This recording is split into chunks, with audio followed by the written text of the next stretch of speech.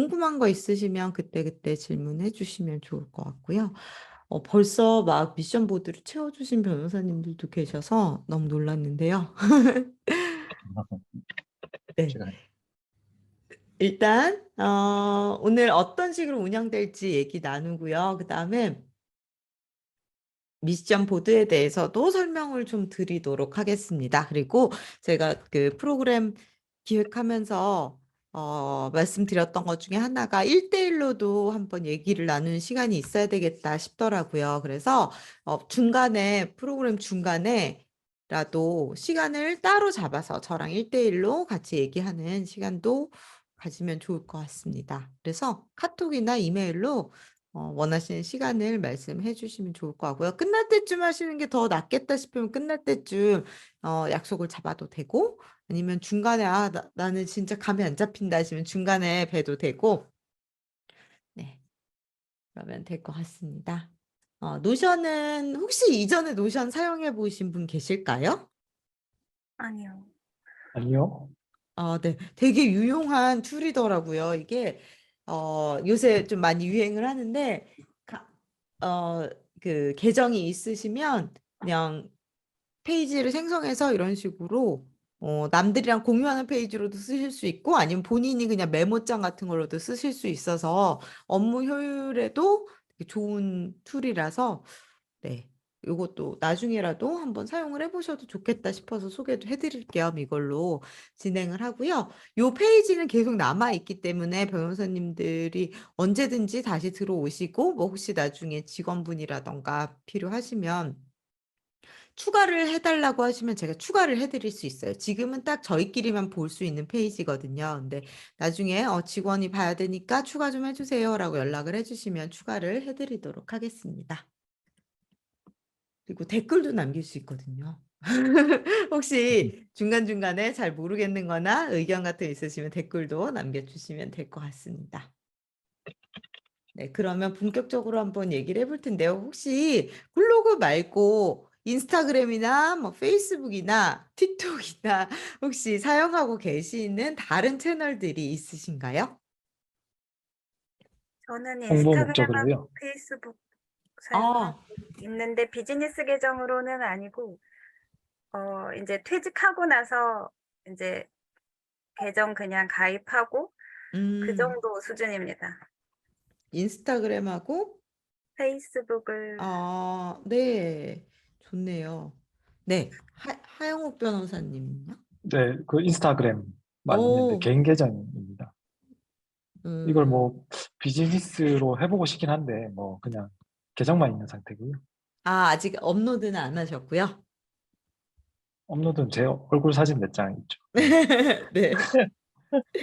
김수환 변호사님은 저도 혹시 인스타 하킹 해요. 팬하킹 하는데요. 네. 7월 이후에 업로드를 안 하고 있어요. 네. 예. 네. 어, 사실 인스타그램도 있으시면 만약에 업무 계정으로 사용하실 생각이 있으시면 블로그에 콘텐츠를 하나 올리면 그걸 인스타그램에도 올리고 뭐 이런 식으로 운영을 하실 수도 있어요. 근데 개인 계정하고는 약간 느낌이 달라져서 그거는 제가 예시를 몇 개 보여드릴게요. 그래서 이런 식으로 나도 한번 해볼까 싶으시면 이번에 저희가 이제 배우시는 걸로 충분히 운영이 예. 가능하니까 네, 그걸 활용하셔도 좋을 것 같고요. 혹시 전에 개인 블로그라든지 이런 블로그는 혹시 운영을 해보신 적 있으실까요? 아니요, 저는 없습니다. 네, 네, 저도 지금 하고 있는 거 그 블로그 빼고는 안 했습니다. 그 이전에. 네. 네. 저는 개인 블로그로 한 10년 전에 한 5, 6년 동안 운영했던 적이 있어요. 오, 5, 6년 그럼 와, 꽤 개인 블로그 예, 저한테 일기장이었습니다. 일기장이요. 일기장이었는데 다 이제 다 가려놓고 잘 안 씁니다. 그 그래 계정은 그 일기장이었을 때는 혹시 많은 분들이 와서 보셨었나요? 뭐 많으면 10명, 20명 왔고요. 적게는 한 아, 두세 명씩 왔었습니다. 네네.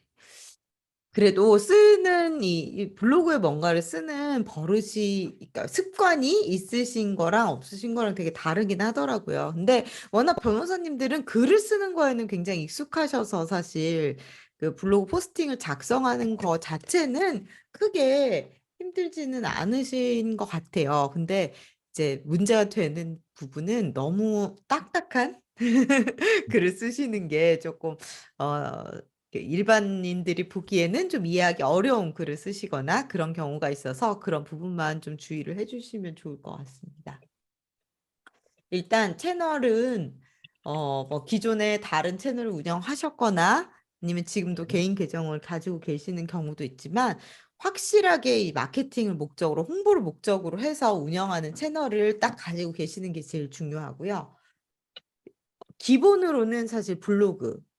그래서 블로그 교육을 다들 들으시는 것 같고 그다음에 네이버 플레이스가 있습니다. 네이버 플레이스를 그 당연히 임예진 변호사님은 뭐 그 아직 개업을 안 하셨으니까 없으시고 하영욱 변호사님이 아직 없다고 하셨던 것 같은데 있습니다. 맞으시죠? 네이버 아 플레이스. 있으세요? 아 네, 네네네. 네.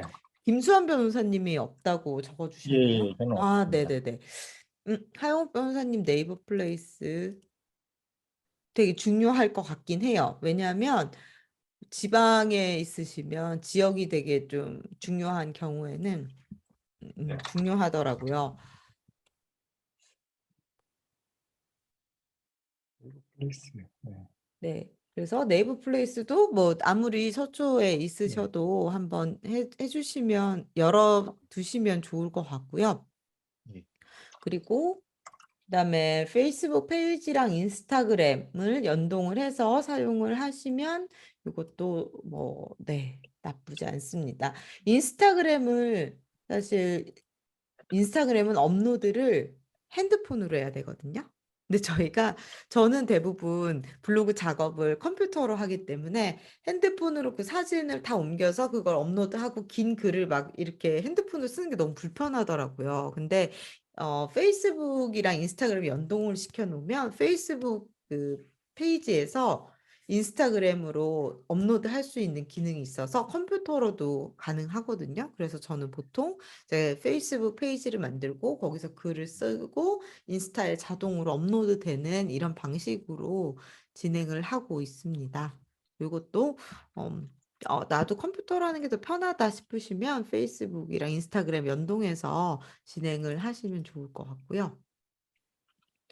그다음 연락처가 되게 중요해요. 주요한 연락을 어디로 받을 거냐?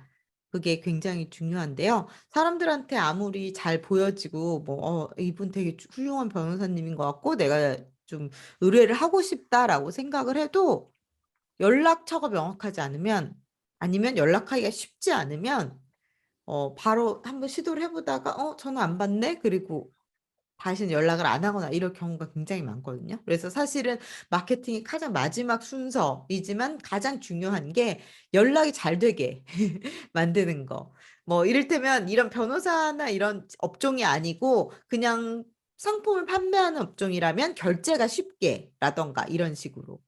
그런 과정이 마지막 순간에 굉장히 중요하거든요. 그래서 내가 어느 쪽을 주요한 연락처로 삼고 연락을 어떻게 하면 잘 받을 수 있게 만들 것인가 그 부분도 신경을 많이 쓰셔야 될 것 같습니다. 지금 보시면 제가 이거 보이시나요? 네, 하영욱 변호사님 블로그를 가져왔습니다. 여기 보시면 연락처가 굉장히 많아요. 카카오톡, 네이버 톡톡, 그리고 전화번호 이렇게 되어 있는데 혹시 이 중에서 가장 연락이 많이 오는 건 어떤 건가요? 전화로 많이 오죠. 전화로 네, 보통은 네, 많이들. 네, 네. 네. 그래도 많이는 안 요거는 옵니다. 네. 핸드폰 번호는 개인 번호신 거죠? 아니면 네, 업무용 폰. 네, 업무용 폰을 그럼 두 개를 들고 다니시나요? 네. 네. 그거는 있으신가요? 혹시 24시간 내내 연락이 가능하다던가 아니면 몇 시부터 몇 시까지만 받는다던가 딱 정해진 게 있으신가요? 뭐 그렇진 않습니다. 시간은. 음, 사무실은 업무 시간에 받고 네네. 뭐 휴대폰은 뭐 다 받습니다. 네. 네. 힘드실 것 같아요. 김수현 변호사님, 네. 핸드폰 번호만 딱 여기 넣어 두셨네요. 예. 네. 이것도 업무용 폰인가요? 아니요, 개인용 폰이랑 같이 쓰고 있고요. 네. 제 개인용, 완전히 괜찮으신가요? 개인용으로만 전문 가져가고만 쓰는 폰은 하나 있는데 거의 뭐 네. 이걸로 다 씁니다. 네. 괜찮으세요? 혹시 막 너무 힘들거나 전화가 많이 아니요, 오거나. 뭐 그렇게 많이 연락을 안 와요. 네. 제가 다른 변호사님들께도 여쭤봤었는데, 그렇게 많이는 안 와서 괜찮다고 그러시는 경우도 많더라고요. 근데 만약에 이제 잘 되면 너무 많으실 수도 있어서. 그렇게 되면 좋겠죠. 예, 그러면 핸드폰 하나 사야죠. 네. 어쨌든 주요한 연락 방법을 좀 정확하게 결정을 하시면 좋기는 해요. 왜냐하면 사람들한테 너무 많은 옵션을 줘도 어떡하지? 라고 힘들어하는 경우도 있거든요. 근데 그렇다고 해서 전화만 가지고 있기에는 약간 리스크가 있기 때문에 채팅을 요새 사람들은 또 전화보다는 채팅을 더 선호하거든요. 그래서 채팅으로 할 수 있는 옵션 하나, 전화 옵션 하나, 아니면 아예 이메일 같은 거, 뭐 이 정도 옵션 다 갖춰 놓는 게 좋고, 근데 이제 나의 타겟이 어떤 사람인가에 따라서 주요하게 노출할 연락처를 결정하셔도 될 것 같습니다. 오늘은 일단은 블로그 운영에 대한 전체적인 이야기를 한번 해보고 그다음에 전략에 대해서도 이야기를 하려고 하는데요. 일단 기본적으로 블로그를 통해서 매출이 어떻게 일어날지 이거를 한번 의뢰인의 입장에서 생각을 한번 해봤으면 좋겠어요. 일단 저희가 블로그 디지털 마케팅이 다양한 게 있긴 하지만 그중에서도 블로그는 검색을 통해서 발견되기를 기대하고 하는 거거든요. 네이버 블로그, 특히 네이버 검색 엔진에서 무언가를 검색을 했을 때 내 블로그가 걸리고, 그래서 요 글을 통해서 의뢰인들이 이분이 되게 전문적인 것 같아, 이런 느낌을 받아서 이제 마지막으로 나한테 연락을 하는 그런 프로세스를 목표로 하는 채널입니다. 그래서 일단 어떤 사람이 뭔가 송사에 휘말렸다라고 하면 그거 관련한 정보를 찾겠죠. 바로 나 변호사가 필요해, 이렇게 하는 경우가 많지는 않을 것 같고요. 뭐 제가 주변에서 이렇게 심각한 문제에 휘말린 분을 많이 못 봐서 그런지 몰라도 처음에는 어떻게든 이게 내가 지금 어떤 상황인가를 잘 모르기 때문에 일단 찾아볼 것 같아요. 이를테면 변호사님들 대부분 지금 형사 쪽을 많이 하시는 것 같긴 한데, 이를테면 뭐 음주운전으로 걸렸다. 그래서 뭔가 경찰 조사를 받고 막 이래야 되는 상황이 됐다. 그러면 음주운전 뭐 나 지금 몇 년이나 만약에 실형을 살아야 되나? 아니면 뭐지? 내가 지금 형량이 어느 정도고 뭔가 무죄가 아니라 뭐 이걸 줄이려면 어떻게 해야 되지? 뭐 이런 다양한 걱정이 있을 수 있을 것 같아요. 아니면 예전에 나 한 번 걸렸었는데 이게 뭐 가중 처벌이 되나? 이런 게 궁금하니까 아무것도 모르니까 그냥 찾아보겠죠. 음주운전, 뭐 자기 농도를 찾아본다든지, 뭐 음주운전 재범 이런 식으로 뭔가 검색을 할 것 같아요. 그러면 이거에 대해서 친절하게 잘 설명해 준 변호사님이 있으면 이런 거구나라고 일단 정보를 습득을 하겠죠. 근데 일단 처음에 음주운전 재범이라고 만약에 네이버 창에다가 입력을 했을 때 보통은 앞에 가장 먼저 나오는 글들을 클릭하기 마련이잖아요. 그래서 상위 노출이라는 게 되게 중요하다라고 보통 생각을 합니다. 근데 상위 노출이 돼도 이 상위 노출 중에는 광고, 돈을 써서 억지로 상위 노출이 되는 경우가 있고, 아니면 자연적으로 상위 노출이 되는 경우가 있어요. 그래서 사실 제가 이 프로그램에서 목표로 하는 거는 자연적으로 네이버 검색 엔진에 어떤 도움을 받아서 상위에 노출되는 걸 목표로 하는 건데요. 사실 그게 굉장히 쉽지는 않습니다. 왜냐하면 굉장히 치열하거든요, 변호사 업계가. 그리고 이 변호사님들이 필요하신 검색어로 상위 노출이 되는 게 굉장히 쉽지 않더라고요. 광고도 일단 많이 달려 있고. 하지만 사실 광고라고 돼 있는 거는 너무 좀 의심스럽거나 누르고 싶지 않아서 안 누르는 분들도 많이 계세요. 저 같은 경우도 광고를 위에 뜬 것들은 거의 안 누르거든요. 그래서 그런 걸 생각을 하면 좀 열심히 해서 블로그를 잘 키워서 자연적으로 상위 노출이 되는 거를 목표로 한번 해보시면 좋을 것 같습니다. 상위 노출이 되지 않더라도 보통 저 같은 경우는 한 3번째 칸까지는 넘어가는 것 같아요. 이렇게 넘어가면서. 그러면 한 15번째, 20번째 정도의 노출이 되더라도 썸네일, 그러니까 이미지, 조그맣게 보이는 이미지 있죠. 아니면 제목이 화끈해서 뭔가 누르고 싶게 만들 수 있는 그런 방법도 있습니다. 그래서 조금 더 많이 찾아보시는 분들을 위해서는 일단 노출의 순서, 그 다음에 누르고 쉽게 만들 수 있는지 이 2가지를 중점적으로 한번 보시면 좋을 것 같아요. 그리고 일단 눌렀다. 만약에 이제 내 제목이 좀 괜찮아서 아니면 내가 썸네일을 이쁘게 만들어서 어떤 사람이 제 글을 눌렀어요. 눌렀을 때 이 사람이 유입이 됐다고 해서 이 블로그의 효과를 보는 건 아니거든요. 왜냐하면 딱 눌렀는데 너무 막 글자만 막 너무 많아. 이러면 사람들이 안 봐요. 아니면 너무 막 쓸데없는 얘기, 내가 원하는 얘기가 아니라 상관없는 것 같은 얘기인데 너무 많이 써 있어. 그래도 안 봐요. 보고 들어와서 3초 만에 나가는 사람도 굉장히 많습니다. 그래서 딱 들어왔을 때도 이게 나한테 필요한 얘기구나. 그리고 이해를 할 수 있구나. 이렇게 느낄 때 사람들이 처음부터 끝까지 다 읽고요. 그 다음에 설득이 되겠죠. 내가 지금 되게 심각한 상황이네? 변호사가 당장 고용해야 되네? 빨리 이분한테 전화를 해서 물어봐야겠다. 더 구체적인 상황을. 이렇게 될 수 있도록 이분을 이제 문제를 정확하게 인식을 시켜드리고 필요한 정보를 드리고 설득을 해서 나한테 연락하게까지 만드는 이런 과정이 굉장히 중요합니다. 아니면 그래 내가 재범이라서 이런 문제가 있는 건 알겠는데 그 다음에 절차가 뭐지? 라던가 이런 더 필요한 정보가 있으면 그 본인의 블로그 안에서 더 필요한 내용, 관련된 내용 이걸 한번 눌러보세요. 그래서 다음으로 넘어가고 이렇게 만들 수 있는 그런 과정도 필요하죠. 그래서 일단 그런 내용이구나. 그러면 나 지금 당장 변호사가 필요하구나. 그래서 연락을 드려야겠다. 이런 의식의 흐름이 블로그 안에서 생성이 될 수 있도록 노력을 하시는 게 되게 중요합니다. 일단은 그 포스트 안에서 신뢰를 좀 획득을 해야 될 거고요. 그 다음에 마지막으로는 제가 말씀드렸듯이 연락이 쉽게 당장 전화 주세요라든지 채팅으로 연락 주세요. 24시간 상담 가능. 뭐 이런 식의 24시간 상담 가능한 게 좋을지 안 좋을지 모르겠지만 그런 식으로 연락하기 쉽게 딱 해서 결론적으로 연락이 오게 만드는 그런 과정이 되게 중요합니다.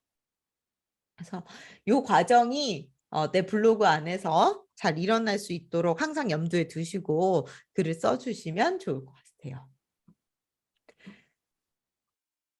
네, 그래서 사실 이런 과정이 이제 잘 일어나도록 하기 위해서 저희는 블로그를 운영하려고 하는 건데요.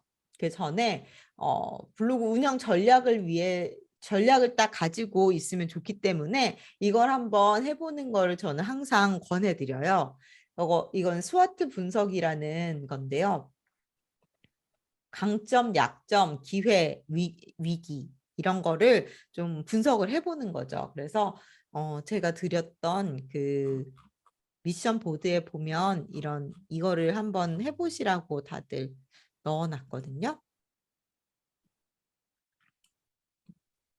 그래서 보시면 강점, 약점, 기회, 위협 이거를 본인의 상황에 대해서 한번 분석을 해보시는 거예요. 그래서 사실은 지금 김수환 변호사님이나 하영욱 변호사님은 이미 이런 걸 어느 정도 갖고 계신다라고 생각을 하거든요. 왜냐하면 뭔가 본인의 이 슬로건이랄까 이런 걸 뽑으셨기 때문에. 그런데 이런 과정을 거쳐서 하신 건지 아니면 그냥 하신 건지는 잘 모르겠지만 이거를 하고 하면 훨씬 더 명확해질 수 있어요. 나의 강점은 뭔지. 이를테면 어떤 분은 스펙이 좋다. 뭐 학부를 좋은 학부를 나오셨고 로스쿨도 좋은 데를 나오셨고 뭐 대형 로펌 출신 이런 식으로 하시는 경우도 있고 어떤 변호사님은 검사 출신 변호사 지금 임예진 변호사님처럼 검사 출신 변호사 검사 출신 여성 변호사 이런 식으로 내세우실 수도 있고 아니면 울산 뭐 형사소송 전문 변호사 이것도 강점일 수 있거든요. 왜냐하면 지역의 경쟁이 치열하지 않을 경우에는 뭐 제가 아는 다른 선배 같은 경우에도 뭐 어느 지역 여성 변호사 이런 식으로 아니면 경험이 많은 속무 경험이 되게 많으셔서 뭐 몇 년 15년 경력의 뭐 이혼 전문 변호사 이런 식으로 본인의 강점이 무엇인지를 조금 객관적으로 한번 파악을 해보시는 게 굉장히 중요합니다. 약점도 당연히 있을 수 있죠. 뭐 개업한 지 얼마 안 돼서 경험이 적다 이런 약점들 보통 많이 얘기하시고요. 아니면 뭐 딱히 다른 변호사들에 비해 특이한 점이 많이는 없다. 그럴 경우에는 강점으로 보통 이렇게 내세운 슬로건으로 신뢰를 줄 수 있는 아니면 이웃처럼 꼼꼼한, 편안한 이런 식의 성격에서 기반한 강점들을 찾아서 그거를 이제 슬로건화 하실 수도 있어요. 기회 같은 경우에는 뭐 이를테면 지역에 있는 게 기회이자 위협이 될 수 있는데 그만큼 수요가 적다. 위협으로는 하지만 그만큼 경쟁이 치열하지 않기 때문에 여기서 좀만 열심히 하면 뭐 그 굉장히 이름을 쉽게 날릴 수 있다거나 이런 게 위협이자 기회 요인이 될 수가 있고요. 뭐 어떤 분께서는 지금 뭐 개인적인 사정으로 사무실에 계속 나가서 있기가 힘들다. 하지만 그게 약점이 될 수 있지만 기회가 될 수도 있는 게 요새 이 코로나 이후에 비대면으로 상담하고 이런 게 굉장히 많이 늘었잖아요. 그래서 그런 게 또 기회, 외부 요인으로서의 기회로 비대면 상담 같은 거는 난 충분히 할 수 있다. 이런 식으로 생각을 하실 수도 있고요. 요거를 한번 객관적으로 잘 파악을 해서 써보시고 이 중에서 어떤 거를 내가 좀 내세울지 아니면 요런 외부 요인이 있는데 이걸 어떤 식으로 돌파를 하는 게 좋을지 이런 거를 한번 고민을 해보시면 이후에도 활용을 하실 수 있게 도움이 많이 될 것 같아요. 그래서 보통 이 과정을 거치고 나서 나를 어떤 변호사다라고 수식할 수 있는 슬로건을 만드는데요. 이를테면 지금 김수환 변호사님은 어떤 상황에서라도 믿을 수 있는 변호사 약간 이런 거를 슬로건으로 하셨다라고 일단 생각 예. 음?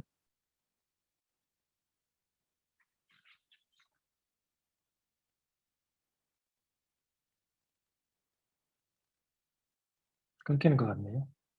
끊기는데요. 네, 저희 빼고 저희는 괜찮은데. 예. 네. 오,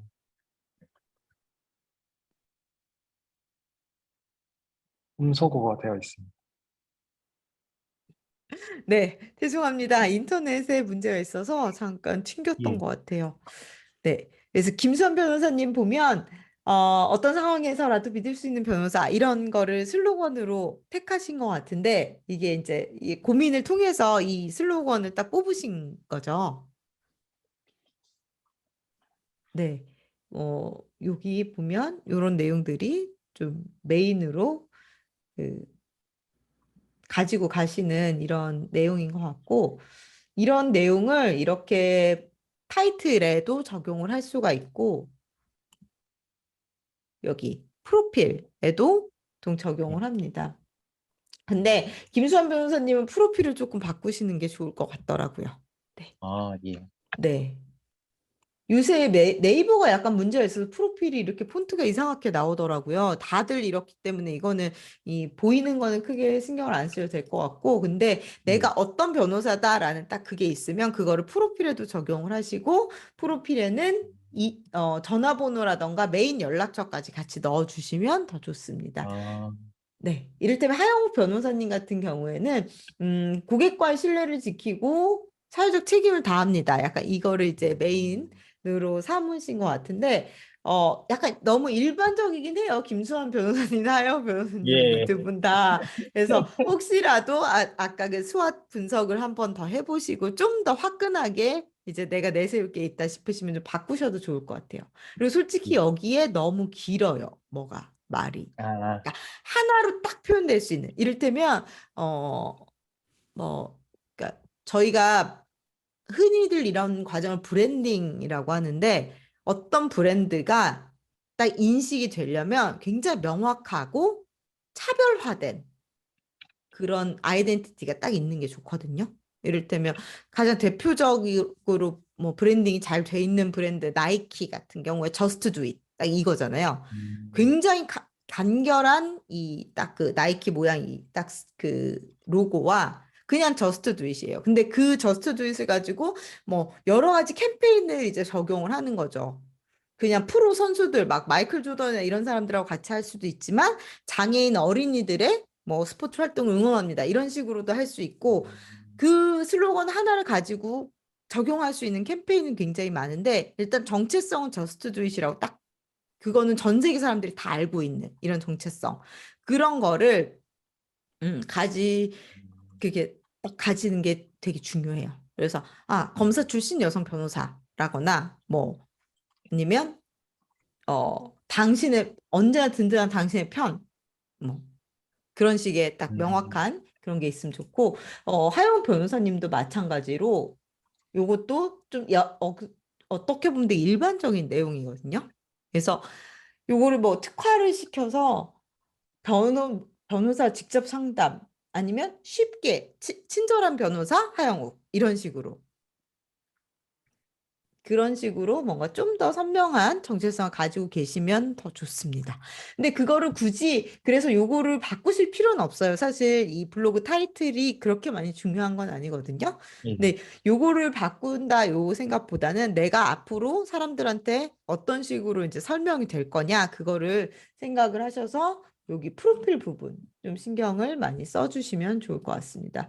하우 변호사님 프로필에는 아무것도 안 써 있어요.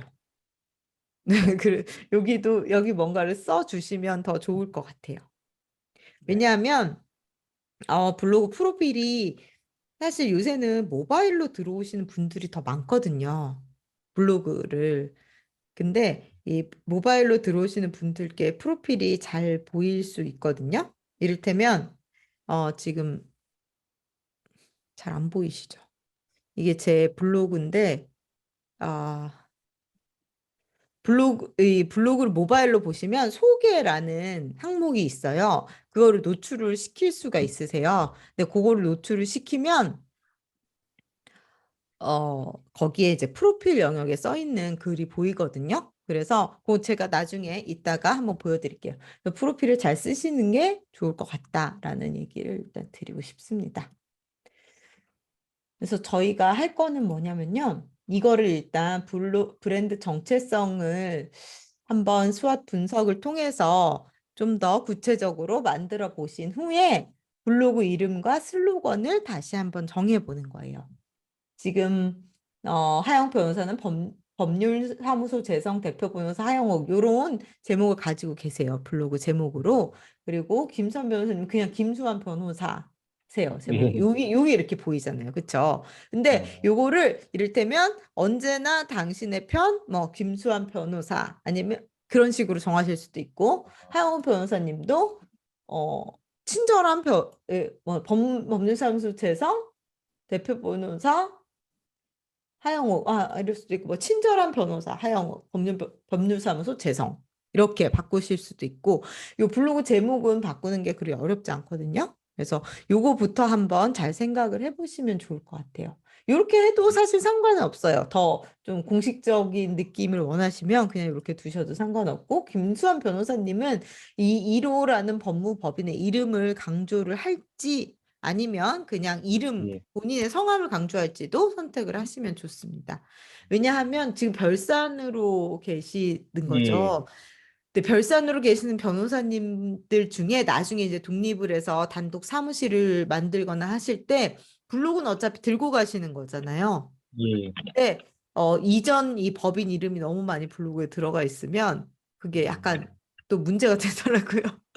예. 기존 포스팅을 다 갈아엎어서 예전 법인 이름을 다 빼야 될까? 이거는 사실 타입은 바꿀 수 있는데 안에 예. 들어가 있는 이런 내용들을 바꿔야 돼? 아, 말아야 돼? 이거 갖고 고민을 많이 하시더라고요. 네, 그래서 그분도 한번 신경을 쓰시면 좋을 것 같아요. 일단은 이름과 블로그 이름과 슬로건을 다시 한번 확실히 정해 보시면 좋을 것 같습니다. 예. 그 다음에 중요한 거는 슬로건을 프로필 문구와 타이틀 디자인에 적용하는 건데요. 프로필 문구는 제가 아까 말씀드렸죠.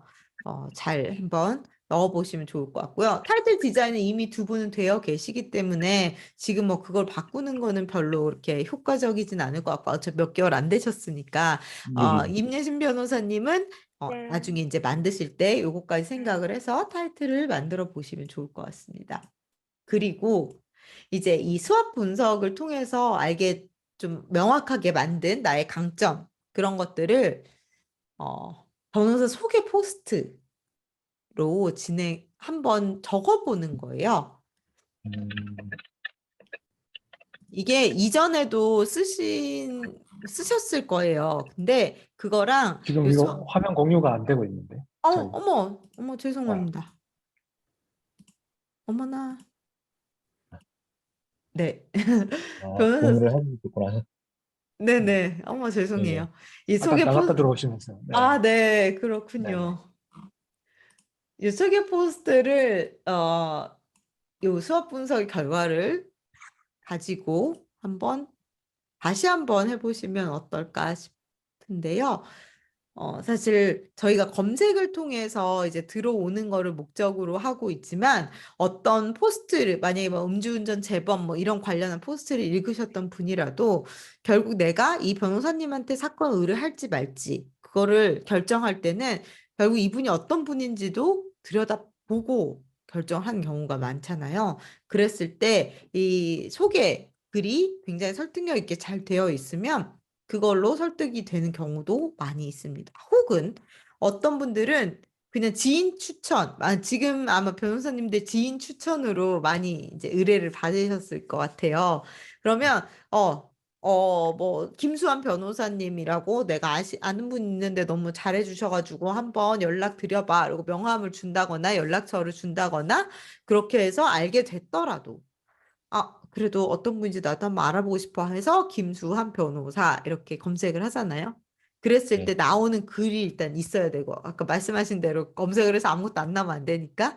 근데 네. 그 글이 설득력 있게 쓰여져 있으면 바로 연락을 하거나 이렇게 되겠죠. 그래서 소개 글은 굉장히 중요합니다. 그런데 이 소개 글이 보통 변호사님들이 양력을 그냥 쭉 쓰신 경우가 되게 많아요. 근데 그런 것보다는 스토리텔링이 좀 돼서 내가 어떤 사람이고 당신에게 어떤 식으로 잘 해줄 수 있습니다. 라는 걸 설득할 수 있는 그런 스타일이면 더 좋겠죠. 그래서 잠시만요. 일단 제가 김선 변호사님 면책 공고 이렇게 따로 쓰시는 경우도 있고 네. 변호사님 소개 글이 따로 없네요. 그쵸? 예. 네. 이런 것도 뭐 나쁘진 않아요. 이것도 업체에서 그냥 해주신 것 같은데, 그쵸? 예. 저도 잘 네. 몰라요. 네. 네, 이런 거 말고 변호사님을 소개하는 그런 글들이 있으면 더 좋을 것 같습니다. 그래서 저희 이제 첫 번째 주 미션 중에 하나가 그거거든요. 소개글을 한번 다시 써보자라는 거예요. 하영욱 변호사님은 보통 이렇게 변호사 소개 메뉴가 있으니까 들어가 보면 일반적으로 이런 식으로 많이들 하시죠. 하영욱 변호사님은 그래도 이렇게 스토리가 있으세요. 네. 아까 쉽고 쉽게 설명을 해드린다 이런 게 약간 컨셉으로 잡으셨고 그래서 도움이 되는 변호사는 꼼꼼하고 성실하고 의사소통이 원활한 이런 것들을 이제 핵심으로 잡으시고 이런 거를 이제 강조를 하시면서 글을 써주셨던 것 같아요. 그래서 요거는 되게 좋은 소개글이라고 생각을 합니다. 그리고 이런 것들도 이제 다 하고. 네, 요 부분을 좀 더 강조해서 잘 써주시면 좋겠죠. 제가 말씀드렸지만 마지막으로 결과적으로 나한테 연락을 해주세요라고 할 때 연락을 하기 쉽게 연락처는 잘 노출이 되고 누르면 바로 전화가 된다거나 바로 채팅으로 연결된다거나 이런 식으로 진행을 하시면 더 좋을 것 같아요. 여기 누르면 전화가 되나요? 혹시? 그런 요건 기능이 혹시 있어요? 네, 누르면? 누르면 바로 전화가 되는 블로그예요? 네네네. 모바일로 저 컴퓨터로는 안 되고 모바일로는 되고요. 그건 나중에 제가 네. 알려드릴게요. 요거는 혹시 누가 만드셨어요? 제가 만들었어요. 뭐 어떤 망고보드 뭐 이런 걸 쓰시나요? 칸바. 캔바 쓰고 계시네요. 캔바인가요? 네. 네. 그걸로 만들었어요. 저희 수업 시간에 이제 캔바 쓰는 방법 알려드릴 거예요. 그러면 모든 변호사님들 다 요거 만드실 수 있습니다. 하용 변호사님은 캔바를 그럼 좀 자유롭게 쓰시는 건가요? 그러니까 글 적을 때 네. 이렇게 하나씩 만들거든요. 네. 노출될 때. 네. 이런 거 다 저렇게? 직접 네. 만드셨어요. 네. 네. 네, 훌륭하십니다. 좀 더 이쁘게 만드는 방법을 알려드리도록 네. 하겠습니다. 알겠습니다. 네. 소개 포스트 제가 몇 가지 예시를 좀 제가 괜찮다라고 생각했던 포스트를 몇 가지 보여드릴게요. 한번 감을 잡으시면 좋을 것 같아요. 사실 이 변호사님은 제가 전에 컨설팅 1대1로 해서 했던 분인데 타이틀이 없으세요. 개업한 지 얼마 안 되셨고 타이틀이 없으신데 저는 타이틀을 바로 만들어라 이렇게 많이 권하지는 않아요.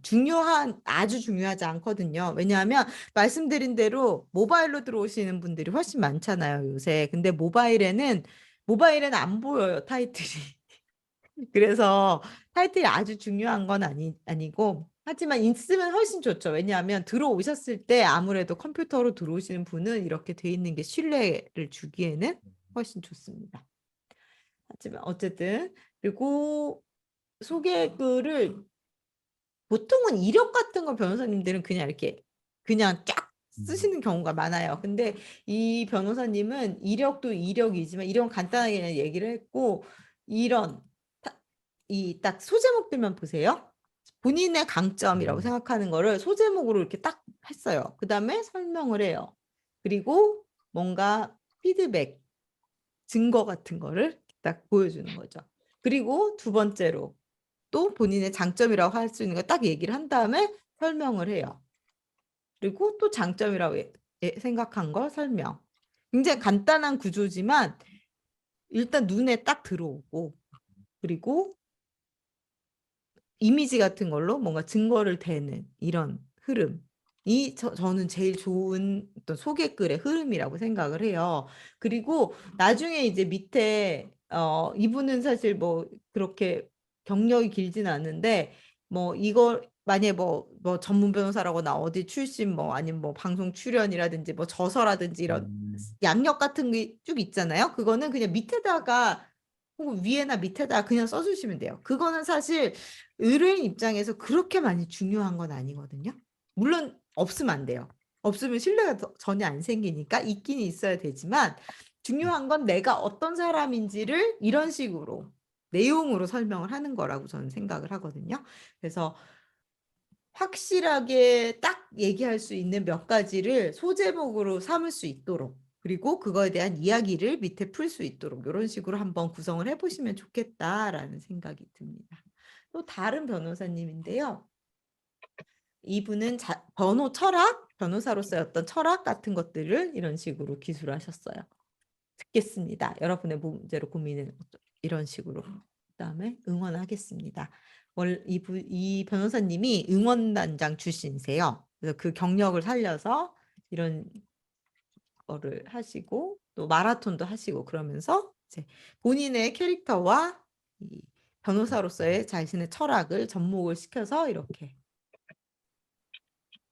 그래서 이력이라든지 저서 뭐 이런 것들은 그냥 밑에 이렇게 그냥 쓰면 돼요. 사실 사람들은 그렇게 잘 몰라요. 이게 뭐 얼마나 중요한 건지. 그냥 뭐 뭐 만약에 이게 굉장히 스펙이 화려하시다라고 하면 이거를 강조한 글을 위에다 쓰시면 되는 거고 그런 것 같습니다. 그리고 전문 변호사 뭐 이런 것들 있잖아요. 그런 거는 수료증 같은 게 나오시죠. 그 전문 변호사 예, 등록증서 이런 게 출력돼서 혹시 이렇게 있으신가요? 사무실에? 네. 네, 그런 거 그러면 이거를 스캔해서 이렇게 하지 마시고요. 사진을 찍어주세요. 이게 이 네이버가 이미지가 많으면 일단 되게 좋은 게시물이라고 생각을 해요. 그런데 이 이미지들에도 레벨이 있습니다. 남들이 다 쓰는 이미지들이 있어요. 이를테면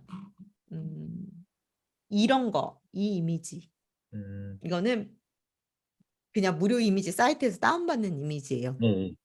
그래서 모든 변호사 사무실에 거의 이 이미지가 들어가고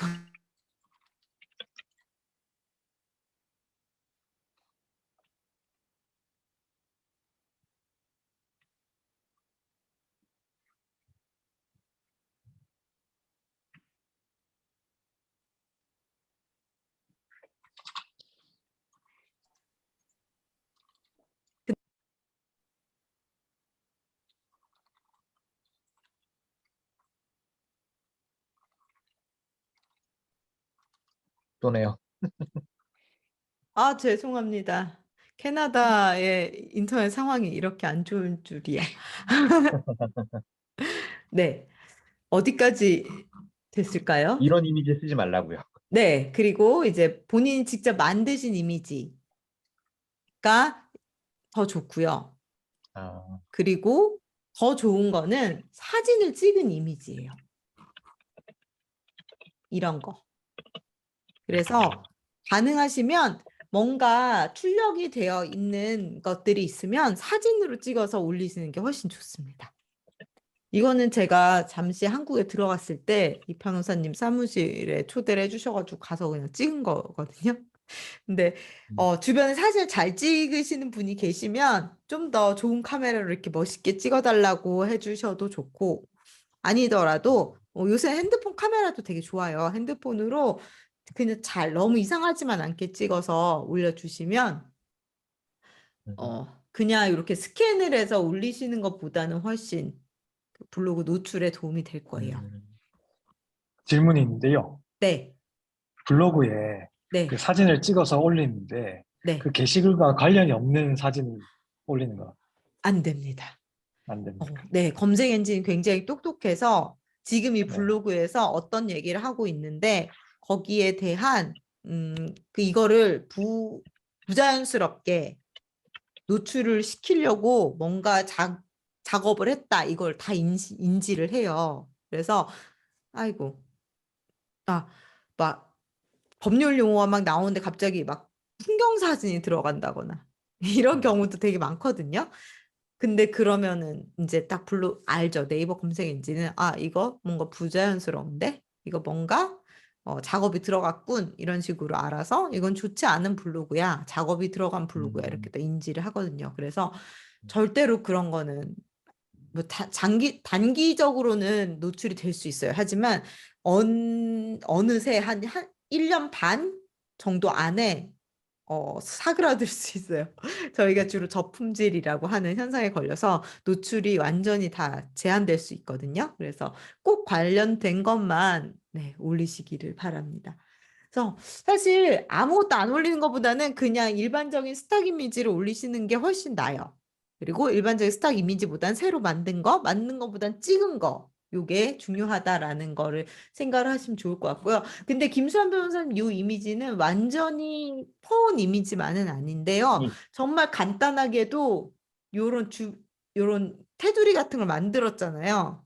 예. 그리고 이 이미지가 원래 옆으로 긴 이미지예요. 책상 위에 책이 올려져 있고 한쪽에 이 형상이 있는 이미지예요. 저도 많이 봐서 아는데 근데 이걸 잘라서 이렇게 올려가지고 아마 가져온 이미지가 아니라고 인식할 수도 있어요. 네이버가. 이런 식으로 약간의 작업만 거쳐도 조금 더 나아진 결과를 얻을 수는 있습니다. 네. 어쨌든 그래서 요거를 첫 번째 미션으로 제가 드리는 거는 소개 포스트를 한번 작성을 해보자. 음. 그리고 이걸 이쁘게 올리는 방법까지 저희가 이제 같이 해서 저희 프로그램 끝날 때쯤에는 블로그에 소개 포스트를 하나씩 예쁘게 올리시는 걸로 하면 좋을 것 같습니다. 예. 그리고 두 번째랄까 중요한 게 타겟 고객을 설정을 하는 건데요. 사실 이 마케팅에 되게 기본적이고 가장 중요하게 생각하는 게 타겟 고객을 설정을 하는 거거든요. 사실 저희가 전 국민을 만족시키기는 되게 어려워요. 그쵸? 그리고 변호사님들이 특히 이제 초반에 개업을 하시면 많이 고민을 하시더라고요. 내가 어떤 분야를 중심으로 가져갈 건지, 혹은 한 분야만 잡으면 다른 분야를 놓치는 건 아닌지 이런 고민을 되게 많이 하시는데, 어쨌든 장기적으로 보시면 딱 내세우실 수 있는 게 하나 있는 게 좋긴 좋아요. 그거는 사람들에게 인식을 시키기도 좋고, 홍보를 하시기에도 좋고, 그리고 이후에 이제 업무의 전문성이랄까? 이런 걸 위해서도 사실은 더 좋을 수도 있을 것 같아요. 경험상 제가 다른 변호사님들 말씀도 많이 들어보면 다른 여러 가지 분야를 이제 계속 하다 보면 너무 리서치나 이런 시간도 많이 걸리고 알아봐야 되고 그래서 효율이 오히려 떨어지더라 이런 얘기도 많이 하시더라고요. 근데 이제 한 분야만 계속 하시면 계속 그거에 대한 그게 사례도 늘어나고 하니까 더 좋다라고 얘기를 하시는데 사실 뭐 제가 그거를 확실하게 말씀드리기는 어렵지만 어쨌든 타겟 고객은 좀 정하고 가시면 앞으로 되게 편하실 거예요. 그래서 어떤 식으로 타겟 고객을 설정을 할지 그거를 한번 고민을 해보시면 좋을 것 같습니다. 그리고 타겟 고객이 중요한 이유는요. 내가 어떤 분야에 어떤 사람들을 대상으로 하겠다라는 게 명확하게 정해지면요. 그 사람들만 만나면 돼요. 저희가 이 블로그를 뭐 맛집 블로그라든지 여행 블로그라든지 이런 걸 하는 사람들처럼 진짜 전 국민에게 다 노출이 되고 네이버 메인에 걸리고 이걸 목표로 하는 게 아니잖아요. 저희는 그런 사람 만날 필요 없어요. 그냥 당장 내일 뭐 이번 여름휴가 어디 가지를 고민하는 뭐 20대 직장인 이런 사람 만날 필요는 없잖아요.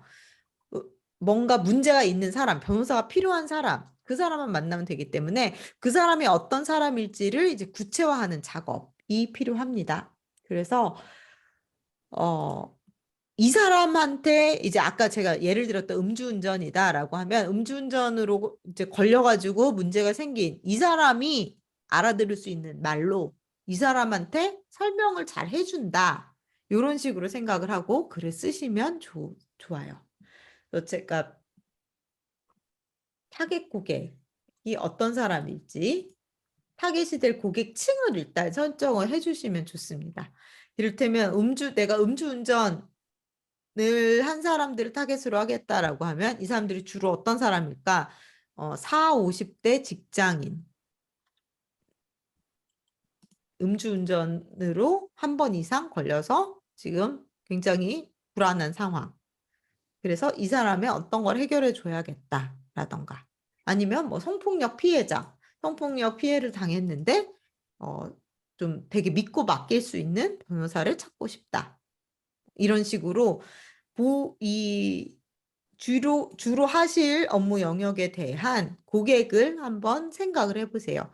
처음에는 이런 식으로 좀 이렇게 커다랗게 생각을 일단 해보시면 좋고요. 한 명으로 정하기 너무 어려우실 수 있어서 몇 가지 어떤 사람 이렇게 정하시면 좋습니다. 그 다음에 사실 요거를 좀 더 구체화해서 바이어 페르소나라는 걸 만들면 굉장히 편해져요. 이거는 구체화된 개인으로 이제 위에 생각하셨던 타겟 고객을 설정을 하는 건데요. 아예 사람을 하나 정해요. 그래서 저희 마케팅 대학에서도 아예 이 보드 같은 걸 만들어서 사진을 어디서 오려가지고 붙이라고 해요. 아예 정말 그 사람인 것처럼 만들기 위해서 이름, 연령대, 성별, 사는 곳, 가족관계 이런 이 사람의 그 데모그래픽을 확실히 정하고요. 이 사람이 가지고 있는 당면 문제가 뭔지 그리고 이 당면 문제를 내가 어떻게 풀어줄 수 있는지 이거에 대해서도 한번 생각을 해보시면 좋습니다. 그리고 이 사람이 주요하게 활동하고 있는 공간은 어딘지, 뭐 온라인에서는 맘카페에서 주로 활동한다. 아니면 오프라인에서는 뭐 골프 연습장 이런 거를 생각을 해보면 내가 이 사람을 만나기 위해서 어디를 가야 되는지를 알 수 있겠죠.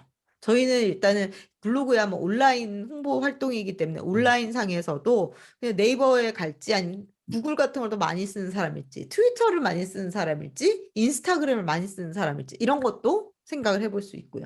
관심사나 취미랑 관련해서 이야기를 엮어서 풀어도 뭐 법률에 관련된 정보를 골프랑 연관을 시켜서 풀어준다든지 최근에 유행하는 드라마랑 연관시켜서 풀어준다든지 이 사람 성향이나 취향, 관심사가 어디냐에 따라서도 다르게 나갈 수 있거든요. 이런 것들을 한번 정해 보시면 좋을 것 같습니다. 너무 이제 힘드실 것 같아서 바로 생각을 하시기에 제가 샘플을 가져왔습니다. 전에 하셨던 1기에 하셨던 변호사님이신데요. 여러 가지 타겟을 정하셨죠. 잘 보이시나요?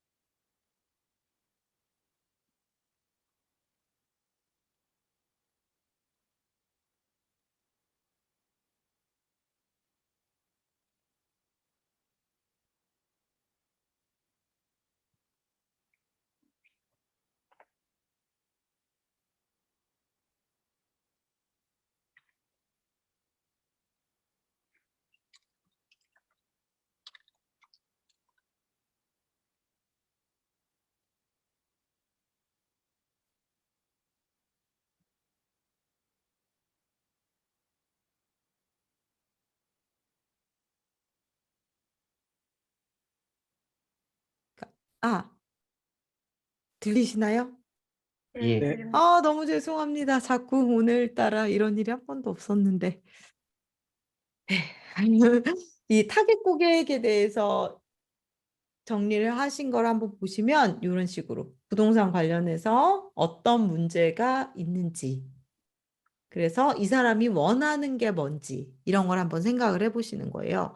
소송 이전에 만약에 이제 분쟁이 생겼다. 그러면 소송 이전에 어떤 준비를 해야 되는지 그리고 내 행동의 법적 의미가 무엇인지 판단을 하기 위해서 뭔가 검색을 할 사람이다라고 상정을 하는 거죠. 아니면 학폭 가해 학생의 보호자. 뭐 이 사람은 어떤 상황에 있고 뭐가 필요한지 이런 식으로 한번 생각을 해보시는 거예요.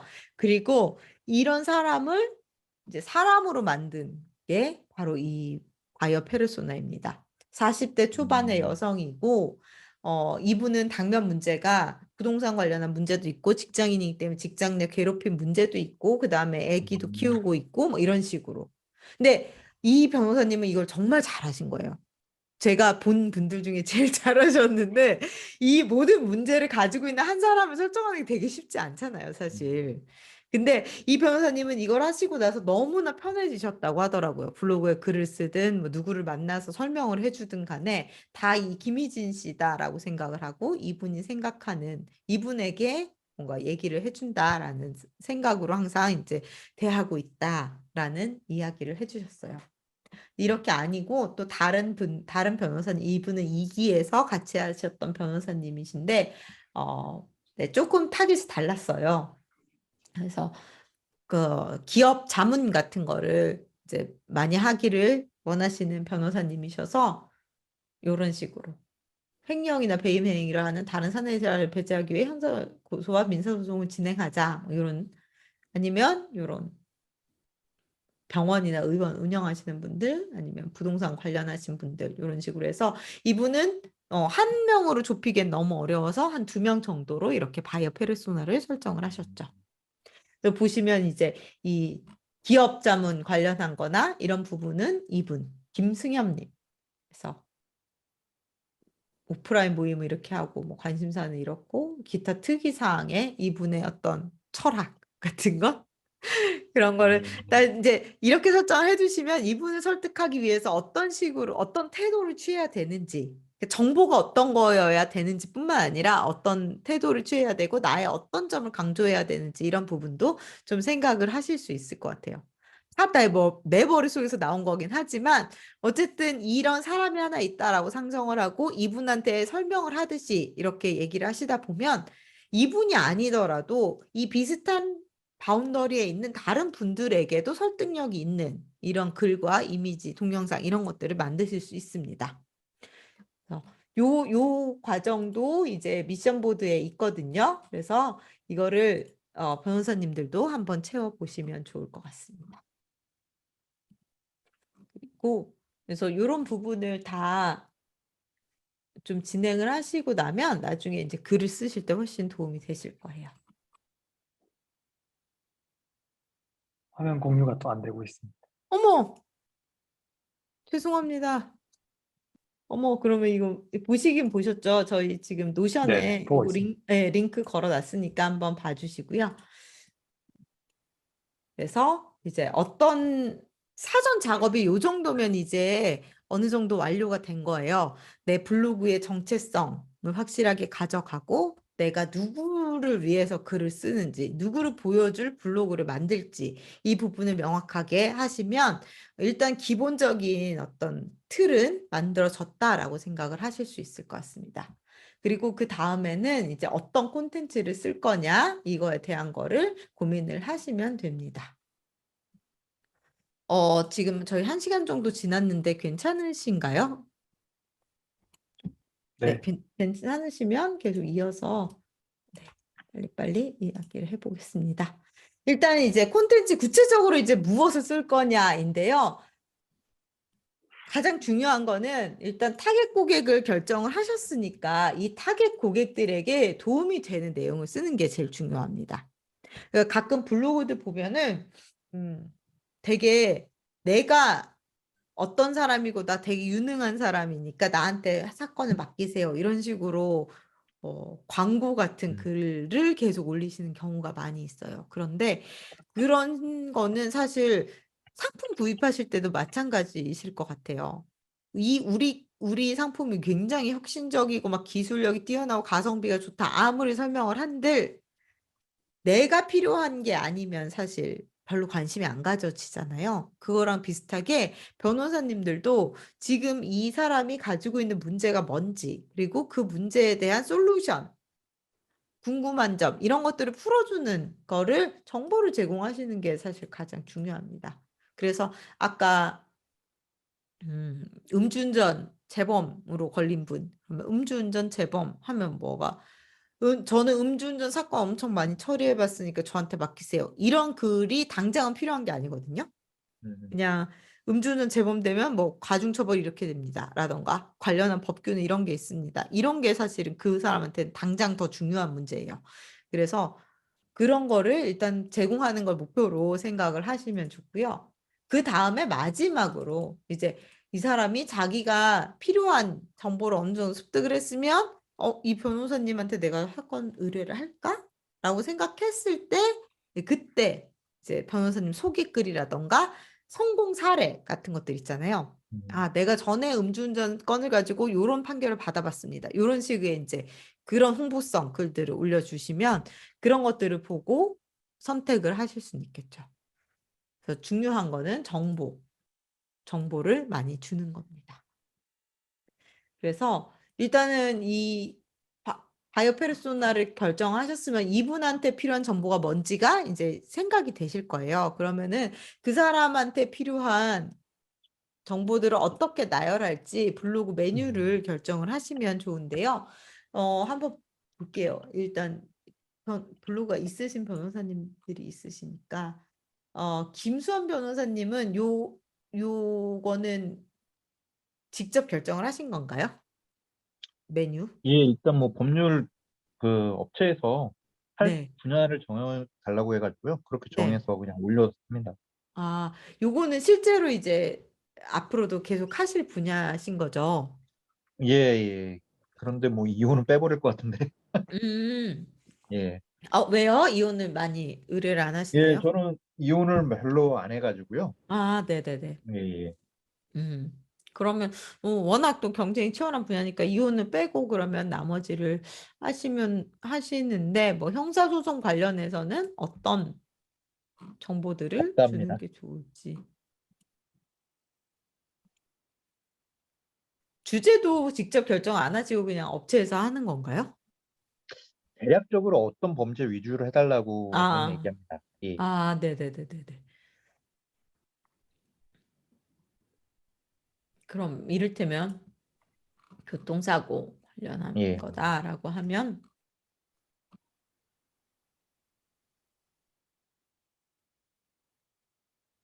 그- 사실 근데 이런 글들은 되게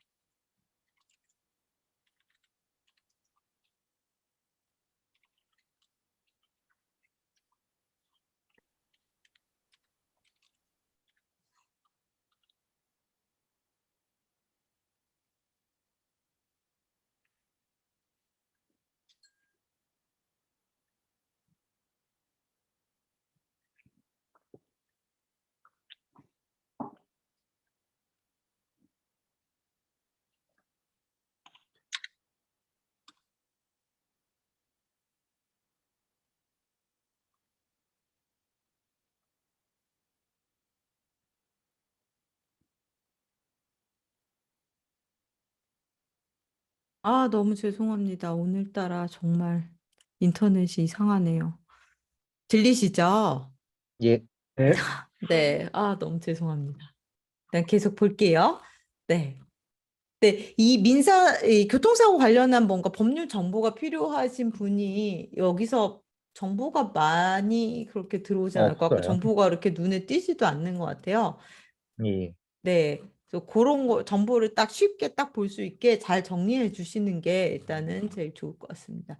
이를테면 지역주택조합 관련해서 분담금 반환 어떻게 하면 좋을지 그런 것들, 네. 이렇게 딱 정리를 해서 해주시면 좋을 것 같아요. 요거는 변호사님 직접 작성하신 원고인가요? 한용 변호사님?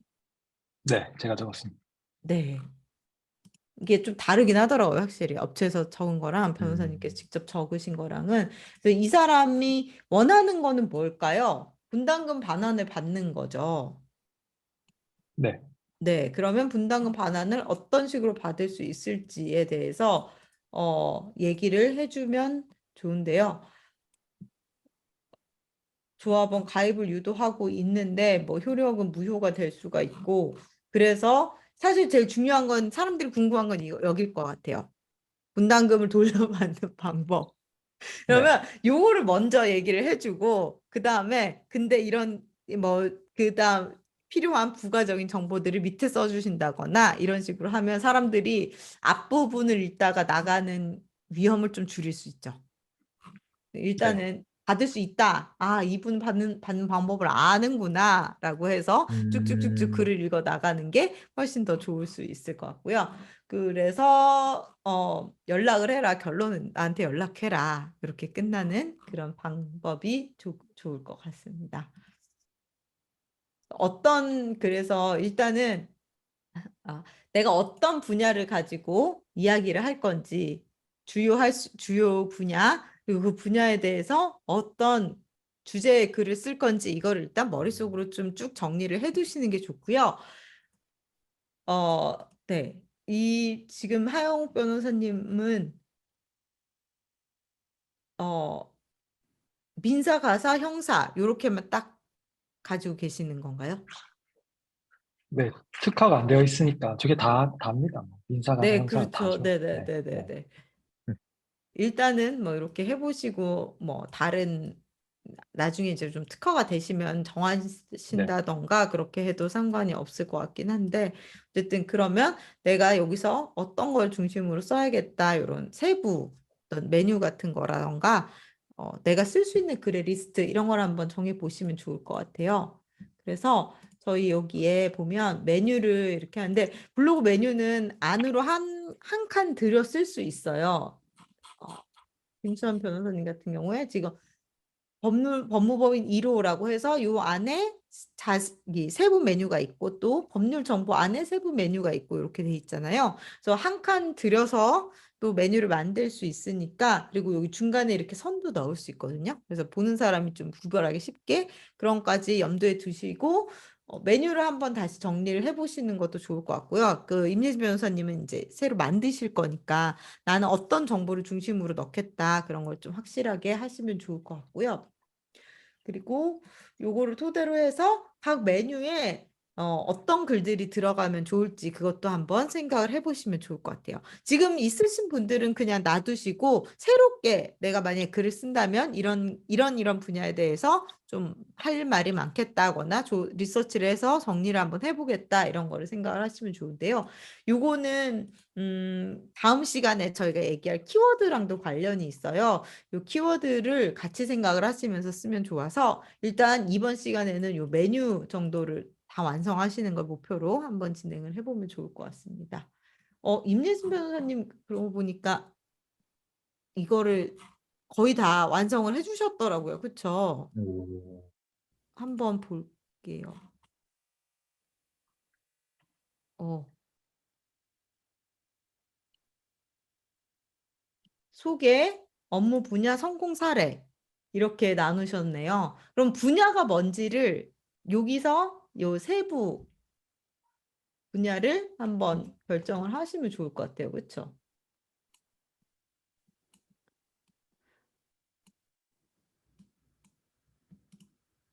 그래서 뭐 만약 주로 하셨던 게 성범죄나 이런 쪽 관련한 거셨던 것 같더라고요. 제가 그 블로그 그 글을 보니까 그러면 이런 부분에 관련해서 요걸 어떤 식으로 좀 나눠서 써볼까? 네, 이런 거를 고민하셔서 이쪽에 세부 항목을 해보셔도 좋을 것 같고, 일일이 구별하는 게 너무 귀찮아 그러면은 하나로 그냥 하셔도 돼요. 근데 그럴 때는 업무 분야라고 하는 거는 사실 보는 사람 입장에서는 나 업무 안 하는데? 이러니까 뭔가 읽는 사람 입장에서 이해될 만한 제목으로 가면 좋겠죠. 뭐 법률 정보 이렇게 김수환 변호사님이 하신 것처럼 하신다던가 그런 식도 괜찮을 것 같고요. 네. 그래서 기획을 한번 다시 해보시면 좋을 것 같고요. 그다음에 이제 글쓰기에 대한 부분입니다. 이 부분이 사실 변호사님들께서 많이 어려워하시는 부분이기도 한데요. 일단 제가 항상 강조드리는 거는 일상 언어를 쓰셔야 돼요. 그러니까 다른 주제로 블로그 같은 검색 혹시 많이 해보시죠? 예, 그러면 뭐 여행지를 찾는다거나 오늘 어디 가서 뭐 모임이 있는데 어느 식당 뭐 을지로 근처에 괜찮은 식당 뭐가 있지? 이런 걸 검색하거나 아니면 무슨 뭐 나 지금 TV 새로 사야 되는데 어떤 TV가 좋은지 리뷰를 본다거나 이럴 때 우리가 들어가는 블로그들은 정말 쉽게 써져 있어요.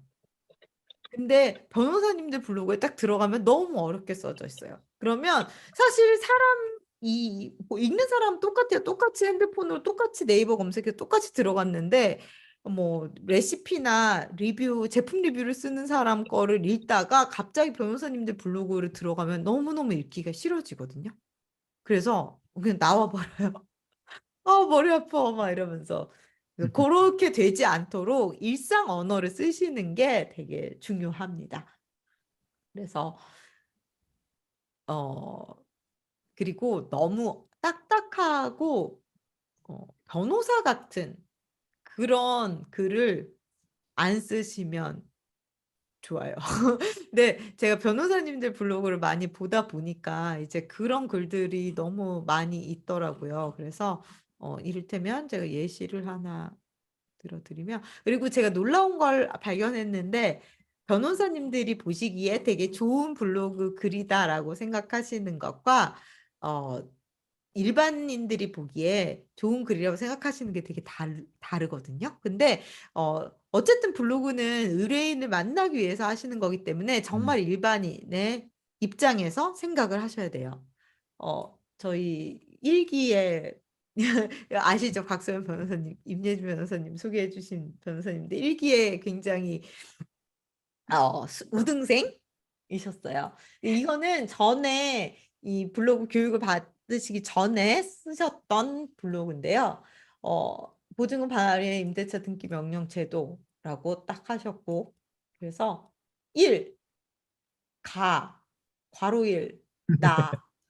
이 너무나 서면 스타일의 이런 글을 근데 다른 변호사님들이 보시고 정리 잘하셨다고 막 이러는데 깔끔하다. 이런 거 정말 일반인이 보면은 바로 나가버리는 내가 지금 과제하고 있나? 이런 생각이 드는 거고 변호사님들이 정말 많이 쓰시는 게 이거예요. 결어. 아이고 저 일상에서 저는 결어라는 표현을 진짜 이 변호사님들 블로그를 보면서 처음 봤거든요. 이런 거 안 됩니다. 절대로. 1, 2, 3, 4 이런 거 가나다라 이런 거 절대로 쓰지 마시고요. 그러니까 남들이 그냥 에버랜드 놀러 갔다 온 거나 아니면 레시피 같은 걸 어떻게 쓰는지 그거를 한번 봐주세요. 그런 스타일대로 쓰는 게 중요합니다. 그런데 또 문제는 뭐냐면요. 저희는 굉장히 복잡한 법률 정보에 대해서 얘기를 하는 거잖아요. 어떻게 보면. 그래서 그냥 진짜 레시피나 뭐 어디 여행기나 이런 걸 쓰는 사람하고는 좀 더 달라야 돼요. 왜냐하면 정보가 많고 그거를 이해를 시켜야 되는 게 일단 첫 번째 목적이기 때문에. 일단 저희가 블로그 글을 쓰는 건 제가 처음에도 말씀드렸지만 이 법률 정보가 필요한 사람을 에게 도움이 되고 이 사람이 설득이 돼야 되는 거잖아요. 그러면 이 사람이 다 읽고 내 머릿속이 정리가 됐어. 이해가 됐어. 이럴 만한 글을 쓰긴 써야 돼요. 그래서 중요한 게 소제목 같은 거를 잘 써서 뭔가 이해하기 쉽게 설명을 해주는 거죠. 그래서 지금 요 하영욱 변호사님이 쓰신 이런 것도 네, 좋은 것 같아요. 그리고 중요한 부분을 이렇게 강조를 해주신다거나 빨간색으로. 왜냐하면 요새 사람들은 다 읽지 않아요. 슥슥슥 스킵하면서 막 읽는데 그 중에서도 반드시 읽어야 될 부분은 이렇게 표시를 해주시는 것도 좋은 방법이고요. 더 강조를 하고 싶은 거는 그림으로 만들어서 이야기를 해주셔도 좋습니다. 제가 예를 하나 들어드리면요. 이게 전에 그 김선 변호사님 전에 제가 그 변협에서 했던 강의 들으셨으면 보셨을 텐데 이 시선이 사람들이 딱 컴퓨터 화면을 볼 때 시선이 어디로 가냐에 대한 연구 결과예요.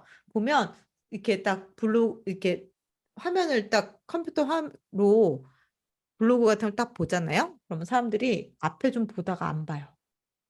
쑥 넘어가서 또 다음 문단의 시작 부분 좀 보다 또 쑥 넘어가 버려요. 그리고 또 그 다음에 시작 부분 보다가 쑥 넘어가 버려요. 이게 보통 일반적인 사람들이 인터넷에 있는 글을 읽는 그 패턴이에요.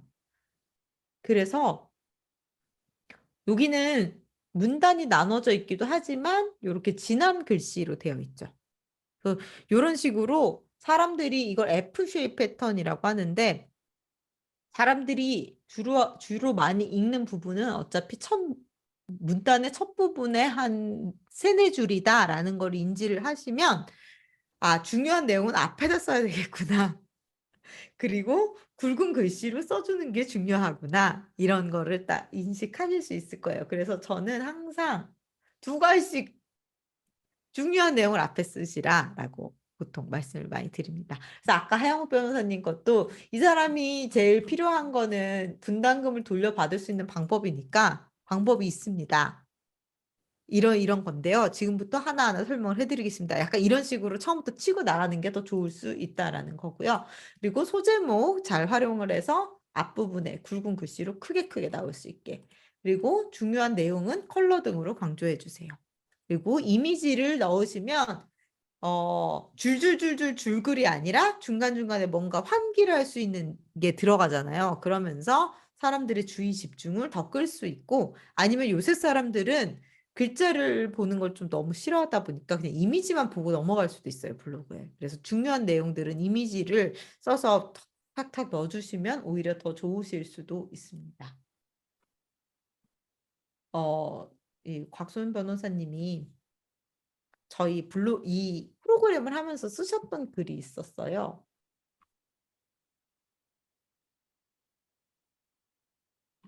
이 글인데요. 이 글이 상위 노출이 되면서 아직까지 이 글로 의뢰를 굉장히 많이 받고 계십니다. 성공 사례죠. 일단 이거를 수업 시간에 만드셨어요. 직접 만드신 이미지고요. 그 예시로 한번 보여드리면 이런 거 소제목으로 중요한 문제를 딱 얘기를 하고 그 다음에 설명을 해요. 그 다음에 다음 소제목으로 엄청 와 이렇게 심각하구나 어머 큰일 났네 이렇게 인식을 하실 수 있게 그 다음에 이렇게 중요한 건 빨간색 혹은 밑줄로 강조를 했고요. 이런 구체적인 거는 이런 식으로 좀 보기 쉽게 표로 구성을 한다던가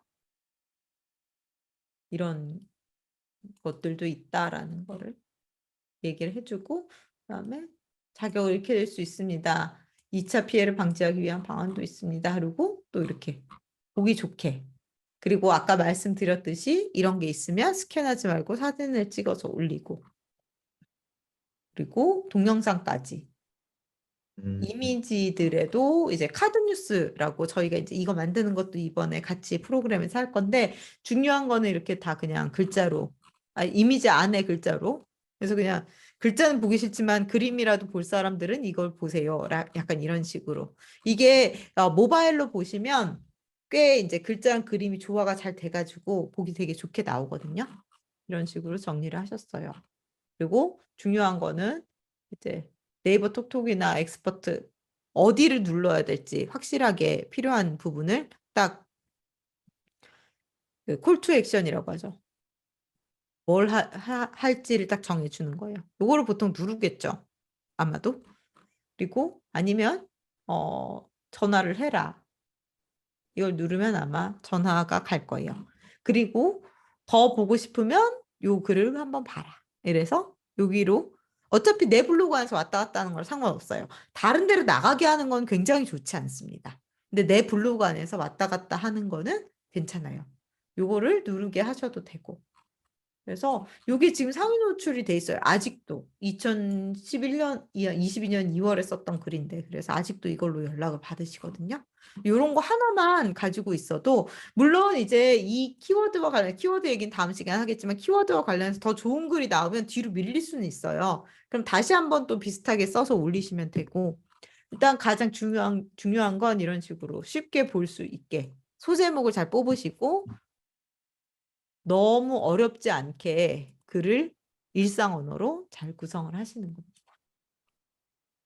그래서 이런 가독성 부분을 신경을 쓰셔서 잘 글을 써주시면 좋을 것 같아요. 그러면 처음에 저희가 얘기했던 대로 어떤 사람이 나를 발견을 해서 클릭을 했을 때 잘 읽히는 거, 끝까지 다 읽어서 이제 나에게 연락을 전화를 하든 문자를 보내든 할 수 있는 그 힘은 사실은 끝까지 잘 읽을 수 있는 포스트냐 아니냐에 달려 있다고 보시면 될 것 같아요. 네. 그래서 저희가 그래서 이번 시간에 할 거는 일단은 첫 번째 이 블로그 운영 전략 요 템플릿을 완성을 하시는 거고요. 요까지 아까 바이오 페르소나까지 설명을 드렸고 메뉴를 잘 구성을 하시면 좋을 것 같습니다.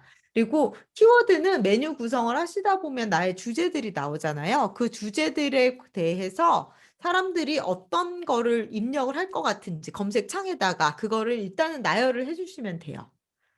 임예진 변호사님이 일단 이미 하셨기 때문에 한번 보시면 뭐 성범죄, 부장검사 출신 변호사, 성범죄 형량, 성범죄 고소, 카메라 촬영, 네, 이런 것들을 검색을 할 것 같다. 나의 타겟 고객은. 그런 거를 넣어 보시는 거죠. 내 타겟 고객이 주로 뭐 음주운전 관련한 사람이다라고 하면 뭐 음주운전 재범, 음주운전 처벌, 음주운전 형량. 다양한 그런 것들이 있을 수 있겠죠. 이 키워드는 많으면 많을수록 좋아요. 왜냐하면 이거 하나하나에 대해서 포스팅을 하시면 돼요. 나중에. 그쵸? 그래서 요거 하나하나에 대해서 하면 되는데 나중에 이제 키워드를 어떻게 좀 더 정리할지는 다음 시간에 제가 말씀을 드리도록 하겠습니다. 그리고 벤치마킹할 혹시 그 블로그가 있으면 같이 한번 보는 것도 좋을 것 같아요. 한번 볼까요?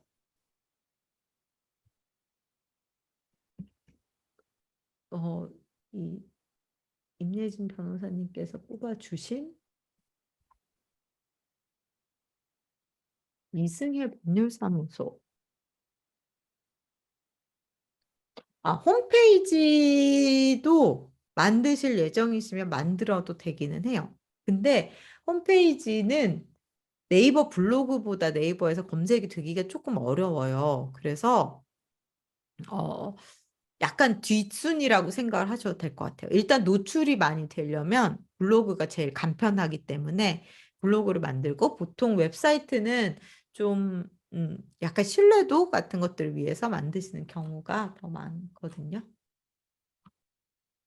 근데 보시면 이승혜 법률사무소라고 했는데 홈페이지는 바로 뜨죠. 근데 지금 블로그가 이승혜 변호사님의 블로그가 뭘까나? 네. 이거 맞죠? 네. 네. 이거고요. 선순구전. 이 블로그의 이름이에요. 여기 보시면. 선순구전 이승혜라고 돼 있죠. 근데, 의미가 딱 와닿진 않아요, 저는. 일반 의뢰인들이 이 블로그를 찾았을 때, 선순구전 이승혜? 변호사 블로그 맞아? 약간 이렇게 생각할 수도 있을 것 같아요. 아니, 변호사라도 뒤에 붙여주시거나 이러면 더 좋을 것 같다는 생각이 들긴 하네요. 이 블로그는 왜 좋은 블로그라고 생각하셨나요? 임예진 변호사님. 이제 전담 분야 하나를 정해가지고 그거에 대해서 조금 소구점을 잡은 그런 블로그라고 생각을 했거든요. 네네네. 그쵸. 사실. 그리고 되게 명확하게 일단은 브랜딩이 딱 확실하고 그리고 아예 성범죄만 가지고 간다 이런 거는 되게 명확한 것 같아요.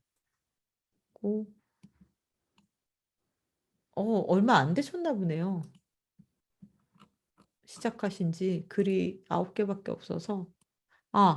아닌데 2021년에 시작하셨는데 처음에 딱 하시고 하셨는데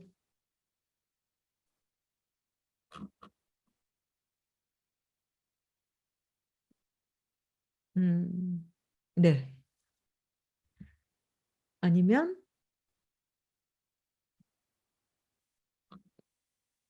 확실히 성범죄만 가지고 하실 거면 변호사님 이렇게 그냥 성범죄 전문으로 이렇게 아예 딱 만드셔도 좋을 것 같아요. 근데 일단 어떤 사람들이 개업을 하고 나면 또 되게 다양한 분야를 하시게 되기도 하더라고요. 그래서 일단 보시면서 해도 좋을 것 같고요.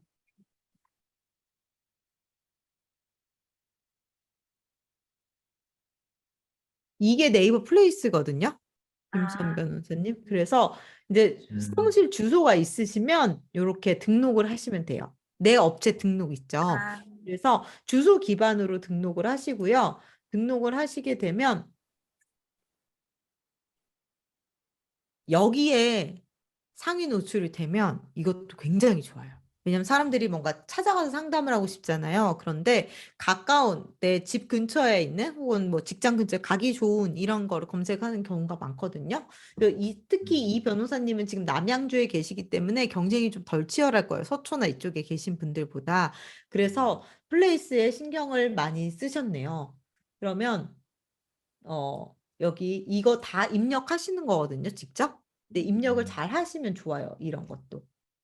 그리고 이런 영업 시간 같은 것도 잘 해주시고 요거 블로그 링크를 해놓고 요 설명도 많이 쓰시면 좋아요.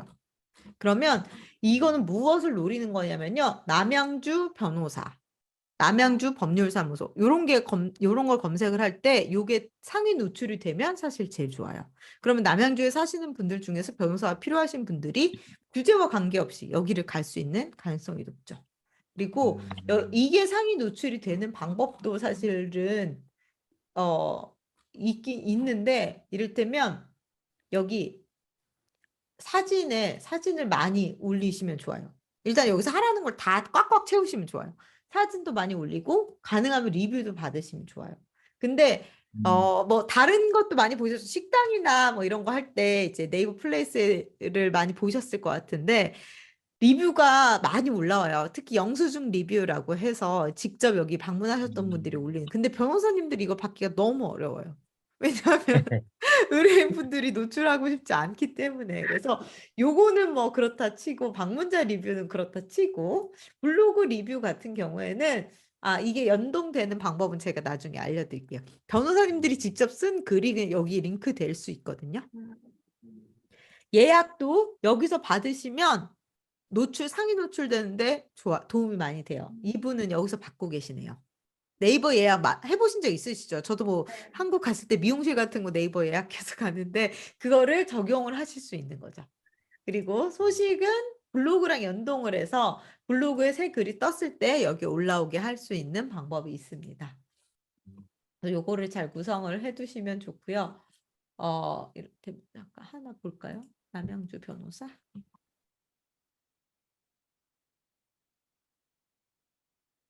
남양주 변호사라고 검색을 하면 여기 플레이스가 여기 딱 뜨죠. 여기에서 여기 있으시네요. 정현주 법률사무소.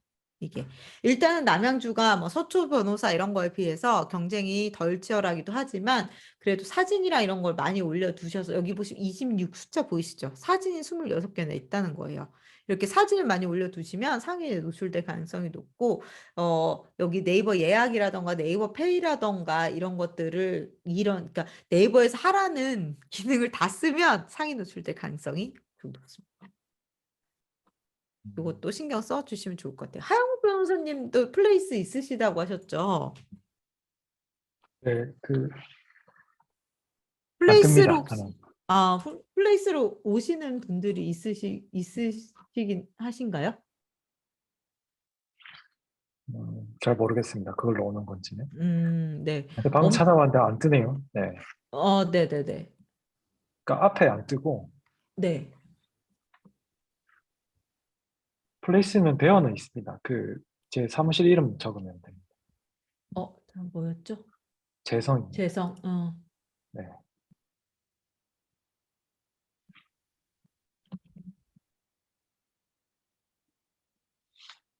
재성. 아이? 어입니다. 죄송합니다. 네, 재성. 네, 있네요. 네이버 예약도 받으시나요? 네. 받으시네요. 네, 좋네요. 그러면 사진도 많이 올리셨는데 블로그 리뷰도 5개나 있네요. 네. 근데 왜 안 뜰까나? 워낙 그게 많아서 그런 것 같아요. 요 안에도 법률사무소 재성 아니면 울산 변호사 요 글에도 검색이 되거든요. 요 글도. 요 글을 네. 좀 더 많이 써주세요. 울산 변호사라던가 이런 말도 넣어주시고 네. 그러면 더 좋을 것 같아요. 네, 어쨌든 뭐 하다가 여기 왔지?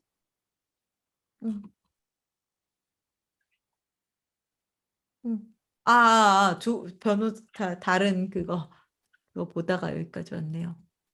아무튼 아까 그 변호사님.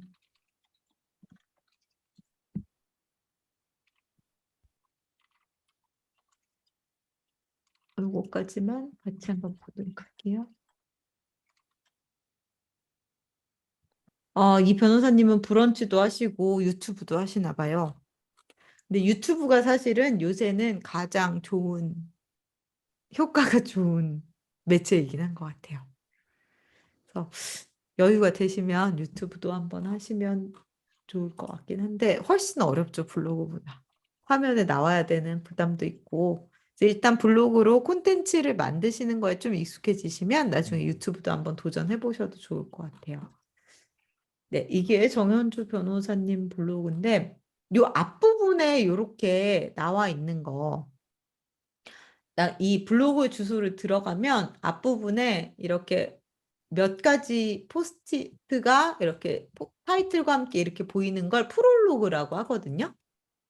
프롤로그 기능을 설정해 두시면 어떤 분이 딱 주소를 치고 들어왔을 때 혹은 정현주 법률사무소 이렇게 링크되어 있는 이 주소를 딱 클릭해서 들어왔을 때 보여주시고 싶은 글이 보여지게 하실 수 있어요. 근데 지금 다른 변호사님들은 프롤로그 설정을 안 하신 것 같아요. 그래서 그냥 가장 최근 포스팅이 딱 나와버리죠.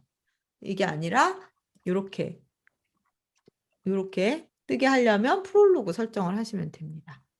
그리고 블로그 들어가서 보면 이 변호사님은 어떤 글을 많이 쓰셨을까? 근데 네. 목록 한번 보면 네. 이런 글들은 사실 검색을 목적으로 쓰신 글은 아닌 것 같아요. 법률 서재라고 하셔서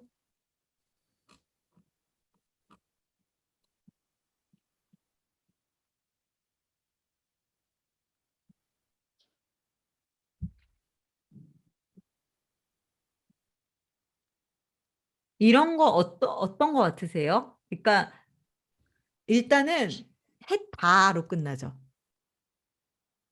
읽는 사람한테 보통 설명을 할 때는 존댓말을 쓰는 경우가 많아요. 뭐뭐 했습니다. 그런데 했다라고 써 있어서 이거는 본인의 뭔가를 정리하는 느낌이 더 강하긴 해요. 근데 이런 식으로 계속 쓰셔도 상관없어요. 오히려 전문성이 더 있어 보일 수도 있고, 그리고 어쨌든 이런 소회 같은 거, 이 사건에 대한 어떤 정리와 소회 이런 걸 통해서 정보를 얻으실 수도 있기 때문에 사실 큰 문제는 안 되는데 어쨌든 되게 의뢰인에 오리엔트된 독자에 오리엔트된 글은 아니란 느낌은 있거든요. 근데 어쨌든 굉장히 성의 있게 쓰셨고 요런 사무실 사진 같은 걸 많이 쓰시면 좋긴 해요. 왜냐하면 제가 아까 말씀드렸다시피 직접 찍은 사진이 더 효과가 좋다고 했잖아요. 그래서 법률사무소들에서는 사무실 사진을 많이 쓰세요. 이런 건 완전 좋죠. 이런 사진. 근데 문제는 이런 사진이 매 사건마다 있는 게 아니라서 이런 걸 하나 찍어놓고 모든 포스트에 다 이렇게 넣으시는 경우도 있거든요. 근데 그러면 좋지 않아요. 그러니까 같은 사진을 계속 반복하는 건 너무 좋지 않기 때문에 여러 개를 찍어 두시거나 그러는 게 좋고, 요것도 사실 보통 스캔을 해서 올리잖아요, 저희가. 근데 찍었어요. 이거는 노출이 되기 위해서 이렇게 한 거예요. 근데 읽는 사람이 보기엔 사실 이거보다는 그냥 스캔이 된 게 훨씬 읽기는 가독성은 좋죠. 그래서 그거는 판단을 해보시면 좋을 텐데 사실 이런 문서를 올리는 이유는 이 내용을 읽으시라고 올리는 것보다는 중요한 거는 이거 송치라던가 무죄라던가 기각 이런 그걸 했고 이게 내 사건이고 그게 결론이 이거다라는 거 보통 그래서 변호사님 성함하고 그냥 결론 이런 것만 이렇게 빨간 줄 해서 올리시는 경우가 많기 때문에 어떻게 보면 요 글자 읽지 말고 그냥 요거 중요한 것만 봐라 이런 식으로 올려도 큰 상관없는 것 같아요. 이런 식으로 이렇게 하시는 것도 괜찮은 것 같습니다. 그리고 여기 요 프로필이 좀 참고하시면 되겠네요. 원하시는 정보. 이분은 사실 방문 상담을 되게 중요하게 생각하신 것 같아요. 이 변호사님께서는. 그래서 그 네이버 플레이스도 그렇고 이렇게 주소를 여기다 이렇게 아예 딱 얘기를 하셨고 그다음에 예약 어떻게 하는지 이런 거를 확실히 하셨는데 여기다가 이제 그 브랜딩 요소 남들과 구별되는 나의 어떤 슬로건 같은 걸 써주시고 그다음 연락을 이렇게 해주세요. 이런 식으로 프로필을 잘 구성을 해주시면 좋을 것 같습니다. 그리고 지금 시간이 잠깐 있어서 블로그 세팅에 대한 거를 잠깐 말씀을 드릴게요. 일단은 두 변호사님, 하용 변호사님이랑 김수환 변호사님께서는 홈페이지형 타이틀을 일단 만드셨기 때문에 네, 요거는 상관없을 것 같고요. 만약에 이제 임예진 변호사님도 새로 만드시면 홈페이지형 타이틀 하셔도 좋을 것 같아요. 근데 요 홈페이지형 타이틀을 하는 이유 중에 하나는 이 블로그가 이렇게 톡된 이거랑 아까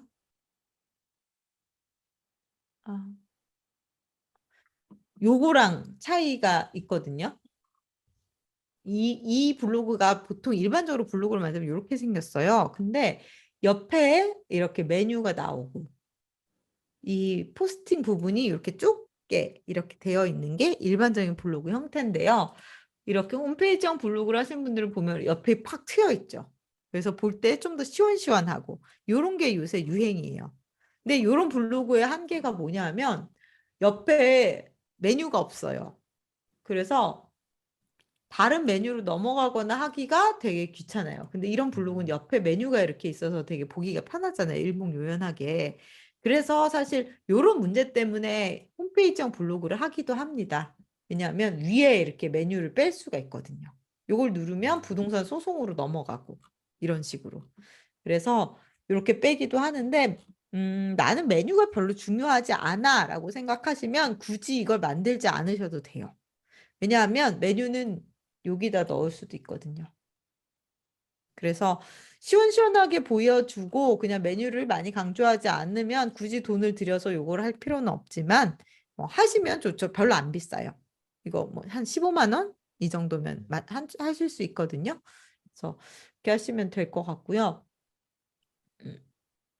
그걸 어떻게 세팅하는지 여기다가 해놨으니까 블로그 이렇게 참고하셔서 이렇게 한번 세팅을 하시면 될 것 같아요. 요거 보시고 그냥 따라 하시면 되고, 그리고 되게 중요한 건 모바일이에요. 60% 이상, 이제 변호사님 블로그는 한 60% 정도일 것 같은데, 일반적인 블로그 7, 80%가 요새는 다 모바일로 들어옵니다. 그래서 모바일로 어떻게 보여지고 있는지 항상 점검을 하셔야 돼요. 그래서 모바일 세팅하는 방법은 동영상으로 이렇게 해놨으니까 이것도 한번 보시고 점검을 하시면 좋을 것 같고요. 그래서 다음 시간의 미션은 일단 요거 완성하기, 그리고 자기소개 포스트를 작성을 하시는 거. 자기소개 포스트를 작성하신 다음에 저한테 보내주세요. 카톡으로 보내주셔도 되고 이메일로 보내주셔도 되고 그러면 제가 보고 코멘트를 해드리도록 하겠습니다. 그리고 지금 블로그 운영하고 계시는 두 분은 제가 요 밑에 보면 블로그 현황 분석이라는 메뉴를 만들어 놨어요. 여기를 한번 들어가 보세요. 그래서 이거는 지금 다른 분 블로그가 여기 있는데 콘텐츠 선호도 이거를 어떤 항목에 들어가셔서 하는지를 제가 이렇게 안내를 해드렸거든요. 통계를 혹시 자주 보시나요? 변호사님들 블로그의 통계를? 통계를 보면 어떤 포스트로 어떤 사람들이 많이 들어오는지 그게 다 나와요. 그래서 제가 예시로 제 걸 한번 보여드릴게요. 이거는 제가 운영하는 그냥 개인 블로그인데요. 되게 오래전부터 운영을 했고 그래서 블로그 지수가 되게 높아요. 그래서 솔직히 제가 어떤 글을 쓰든 상위 노출이 되는 아주 고마운 블로그입니다. 통계를 들여다보면요. 통계에 가서 보면 일단 오늘 하루에 얼마나 많은 사람들이 내 블로그에 방문했는지 그거를 볼 수 있어요. 그리고 어떤 글이 제일 많은 사람이 봤는지도 이렇게 볼 수 있습니다. 최근에 올린 글이 저는 제일 많이 들어왔네요. 그리고 유입 경로. 이게 사실 제일 중요한데요. 검색으로 들어왔는지, 검색으로 들어왔다면 어떤 검색어로 들어왔는지 이거를 파악하실 수 있어요. 저희는 검색으로 들어오는 게 중요합니다. 그냥 블로그 이웃이 뭐 이웃님 안녕하세요 오늘도 좋은 하루 이걸 원하는 게 아니잖아요. 저희는 의뢰인들이 나를 발견하기를 원하는 거고 블로그로. 그렇다면 변호사님들이 원하는 키워드 성범죄를 쳤더니 내 블로그가 나와서 내 블로그로 들어왔다. 이게 제일 좋은 저희의 그 이상적인 흐름이에요. 그래서 그걸 위해서 내 블로그에는 사람들이 도대체 어떤 경로로 들어오는지 항상 그걸 파악하시고 내가 원하는 경로가 지금 많지 않다라고 하시면 원하는 경로로 들어올 수 있도록 계속 노력을 해야 되는 거죠.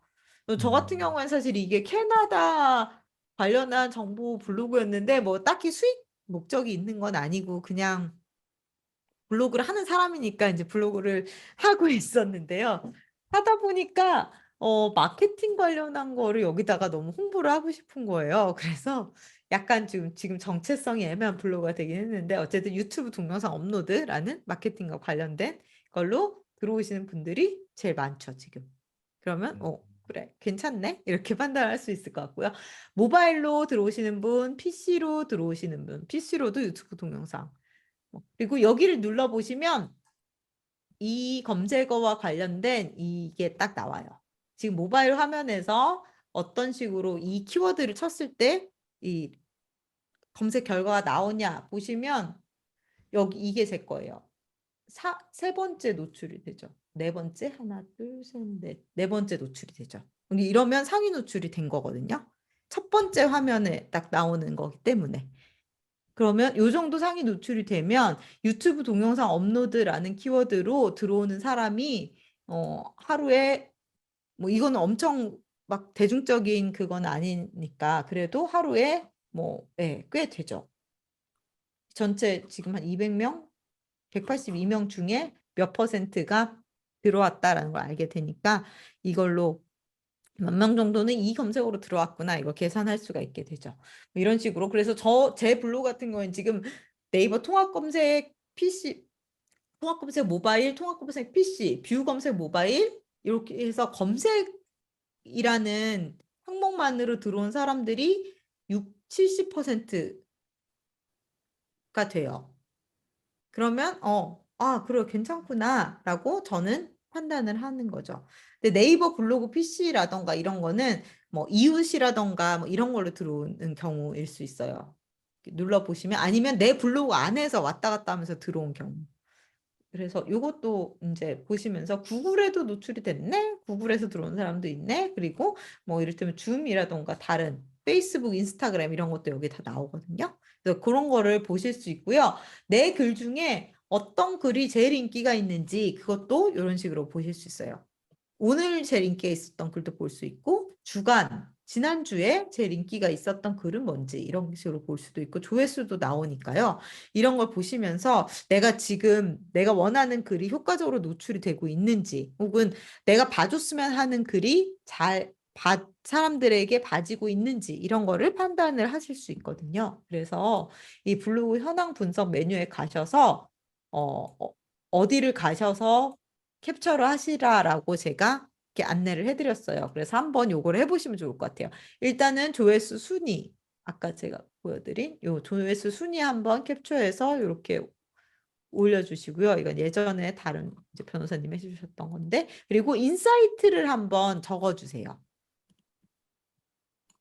조회수 이 변호사님께서는 이런 식으로 인사이트를 적어주셨거든요. 최근 키워드에 신경을 써서 제목을 선정한 글들이 지금 월간 조회수 순위로 높으니까 괜찮은 것 같다. 근데 앞으로는 뭐 요거를 어떻게 하겠다. 이런 식으로 인사이트를 한번 정리를 해주시면 좋을 것 같습니다. 유입 경로 같은 경우도 여기서 그냥 월간 이 현황 조회수로도 볼 수 있지만 여기 유입 분석이라는 메뉴가 따로 있어요. 그래서 이 유입 분석에서 전체로는 검색을 통해서 뭐 이만큼 유입이 됐는데 검색 유입만 따로 보면 저는 검색을 통해서 84.24%가 왔네요. 이러면 되게 높은 거거든요.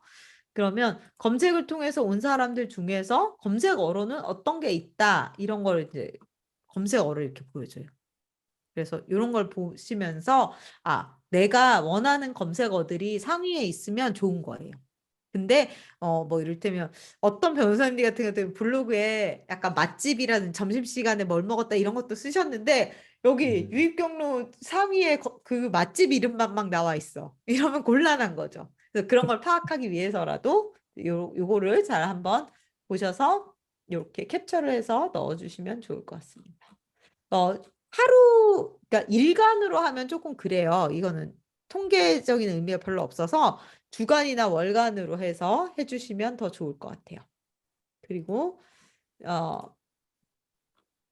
인사이트 역시 적어주시고 그다음에 이제 성별 연령별 분포 이거는 왜 중요하냐면요. 저희가 타겟 고객과 바이어 페르소나를 정했잖아요. 근데 그 사람이 나한테 들어오고 있는지 그걸 판단하기에 굉장히 좋은 소스입니다. 네, 여기 보시면 여기 성별 연령별 분포라는 메뉴가 있어요. 그러니까 사실은 이게 되게 중요한 거예요. 다른 사람들 다 이걸 볼 필요가 있는 거죠. 성별 연령별 분포를 보면 이 블로그에는 30, 40대 여성분, 30대 초반 여성분과 30대 후반 남성분들이 굉장히 많이 들어오세요. 이게 나의 바이어 페르소나와 일치하면 좋은 거고 만약에 이게 내가 생각한 바이어 페르소나와 다르다라고 하면 뭐가 문제지? 다시 한번 점검을 해봐야 되는 거죠. 내가 너무 글을 올드하게 쓰나? 그래서 젊은 사람들이 안 들어오나? 아니면 너무 캐주얼해 보여서 나이 드신 분들이 안 들어오나? 이런 거를 판단을 해보시면 좋을 것 같아요. 아니면 내가 선정한 주제가 내가 생각한 바이어 페르소나와 전혀 달랐나? 이런 것도 아실 수 있겠죠. 그리고 블로그 평균 데이터라는 항목이 있습니다. 이게 중요한 이유들은 뭐냐 하면요. 게시글 평균 사용 시간 때문에 그래요. 다음 시간, 오늘은 얘기를 못할 것 같고 다음 시간에 제가 네이버 블로그 상위 노출이 되기 위한 몇 가지 기준들을 말씀드릴 텐데 여기서 되게 중요한 것 중에 하나가 평균 사용 시간이에요. 평균 사용 시간이 긴 블로그가 좋은 블로그라고 인식이 됩니다. 왜냐하면 아까도 말씀드렸지만 사람들이 뭘 검색을 해서 검색 결과에 걸려서 딱 들어왔을 때 너무 막 지저분해서 보기가 힘들거나 글자만 너무 많아서 보기가 힘들거나 이거 내가 원한 게 아닌데 낚였구나라고 생각하면 3초 만에 나가는 경우도 많이 있어요. 근데 그게 아니라 처음부터 끝까지 글자를 다 읽고 사진도 다 보고 동영상도 플레이해보고 이러면 그 하나의 글 안에 사람들이 오래 머무르겠죠. 그래서 좋은 블로그의 기준 중에 하나는 체류 시간이 긴 블로그거든요. 그래서 이 평균 사용 시간을 보시면 이거 되게 긴 편이에요. 4분이 넘는다는 것. 그래서 뭐 날짜별로도 이렇게 나오긴 하지만 대충 평균 시간을 보시면 되고요. 주간, 월간 이런 식으로 해서 평균 시간이 얼마나 되는지 한번 확인을 하시고 이게 점점 떨어지고 있네요. 저는 그러면 정보가 줄어들고 있다는 뜻이죠. 제 블로그에. 그런 것 같네요. 그래서 요거를 꼭 확인을 해보시고 요거를 여기 평균 사용 시간에서 보실 수도 있지만 블로그 평균 데이터라는 항목에 들어가시면 다른 사람들과 비교해서 내 블로그의 그 현황을 보실 수가 있어요. 그래서 조회수 같은 경우에는 상위 그룹 평균 이렇게 보여주거든요. 여기서 상위 그룹이라는 건 상위 5만 개 블로그예요. 사실 5만 개면 엄청 많은데 그게 상위 그러니까 이 상위가 아닌 사람들 몇십만 개, 몇백만 개가 있다는 거죠, 블로그가. 어쨌든 상위 5만 개의 평균을 이렇게 보여주고 나는 어느 수준인가라고 하는 걸 이렇게 보여주거든요. 그러면 서비스 전체 평균은 되게 낮아요. 그거보다 저는 높아요. 하지만 상위 5만 개에 비하면 조회수가 형편없이 낮죠. 근데 이거는 어쩔 수 없어요. 특히 변호사님들 블로그는 이렇게 높을 수가 없어요. 왜냐하면 이거는 진짜 맛집이라던가 뭐 드라마, 쇼핑 이런 되게 일반적인 전 국민을 대상으로 한 사람들의 조회수예요. 그래서 저희는 조회수가 이렇게 높을 필요는 없습니다. 모든 사람들에게 보여지지 않아도 되니까 조회수는 크게 신경은 안 쓰셔도 되고요. 방문 횟수도 마찬가지예요. 하지만 중요한 건 게시글 평균 사용 시간이에요. 이거는 높아야 돼요. 이게 높아야 검색 순위가 올라갈 수 있기 때문에 상위 그룹 평균보다 높아지는 걸 목표로 해서 블로그를 운영하시면 좋습니다. 또 이것도 캡처를 해서 이렇게 이렇게 보여주시면 좋고 관련된 인사이트. 네. 이렇게 적어서 요거까지 두 분, 한영 변호사님이랑 김수환 변호사님은 요거까지 해주시면 제가 보고 인사이트를 좀 더 나눌 수 있을 것 같아요. 네, 이런 식으로 해서 이번에 미션을 완료를 해주시고 자기소개 포스트까지 작성을 해서 보내주시면 되겠습니다. 요 밑에 제가 뭔가 붙여놨는데 오늘 다음 시간에 같이 얘기하는 걸로 하고 오늘은 요까지 하면 될 것 같아요. 혹시 궁금하신 거 있으실까요? 블로그나 인스타그램 보면 해시태그 하잖아요. 그 네. 해시태그는 무슨 역할을 하는 건지 모르겠어요. 해시태그는 일단은 PC에서는요. 네. 이 전세금 반환 이렇게 누르면 이 변호사님 블로그 안에서 전세금 반환이라는 해시태그를 쓴 글들을 이렇게 보여줘요. 그런데 모바일에서 누르면 변호사님 블로그가 아니라 다른 블로그들에서 다 쓰는 전세금 반환, 그러니까 전세금 반환하면 지금은 요 글밖에 안 나오잖아요. 근데 수많은 전세금 반환 포스트들이 보일 거예요. 모바일에서 그 해시태그를 클릭하면. 차이가 있군요. 네. 그래서 요거는 어떤 식으로 사용을 하시면 좋냐면 내가 전세금 반환이라는 그 글에서 모바일에서 전세금 반환을 클릭했을 때 다른 사람이 어떻게 내 글에서 다른 블로그로 이동할 가능성이 높죠. 다른 블로그 글도 나오니까. 근데 거꾸로 다른 블로그에서 내 블로그로 들어올 가능성도 생기는 거예요. 그 같은 해시태그를 쓰는 거는.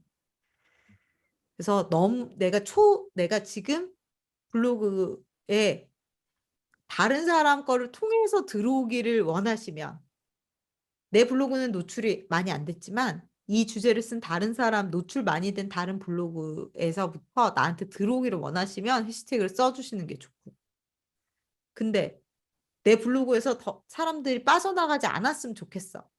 이 글에서 다른 내 블로그로 넘어가야지 다른 블로그로 넘어가는 원치 않아 하시면 안 쓰시는 게 좋겠죠.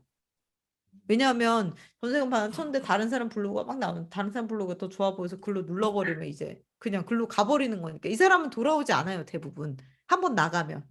그래서 그런 거를 잘 선택을 해서 하시면 좋을 것 같아요. 근데 대체로 더 다른 사람을 타고 들어오는 게 더 유리할 때가 많긴 하더라고요. 왜냐하면 지금 막 블로그를 시작을 하셨으면 아무래도 노출이 적거든요. 상위 노출되는 블로그를 타고 들어오는 걸 바라는 경우가 더 많고 그리고 그래도 태그를 달면 이 키워드로 검색될 확률은 더 높아지긴 해요. 그래서 저도 그냥 태그를 답니다. 보통 네. 할 때. 알겠습니다. 또 궁금하신 거? 그때 글에 네. 이렇게 뭐 연락처를 적잖아요. 네. 그게 이제 홍보글인데 그렇게 되면은 그 홍보글로 하면 네이버에서 이제 조금 정보글보다는 홍보글을 좀 낮게 보지 않습니까? 네. 그래서 이제 그 전화번호를 적는 게 맞을지 제가 고민을 했었거든요. 글에. 네. 그러니까 뭐 말씀하셨듯이 그 블로그 상단에는 이제 전화번호가 적혀 있기 때문에 굳이 글에 전화번호를 적는 게 맞을지 요걸 음. 고민을 했었는데 어떨까요? 저는 적는 게 맞는 것 네, 같아요. 그래도요. 전화번호를 글에 적지 않으신다면 이런 식으로 여기라도 이렇게. 왜냐면 저희 목표가 이건데. 그리고 네, 네이버가 홍보성 글을 싫어하긴 하지만 그 홍보가 맥락이 없을 때 싫어하지 본인의 블로그에서 본인이 홍보하는 걸 막진 않아요. 네, 네. 그래서 이게 특히 이제 변호사님은 그게 없으신데 이 네.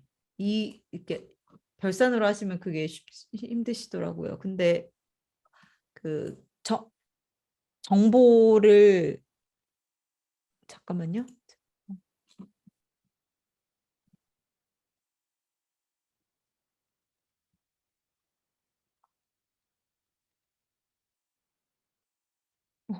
제 블로그가 안 나와. 유튜브만. 그 정보를 그 개인 사업자 정보 같은 거를 넣을 수 있어요. 그런 블로그들은 공식 블로그예요, 일종의.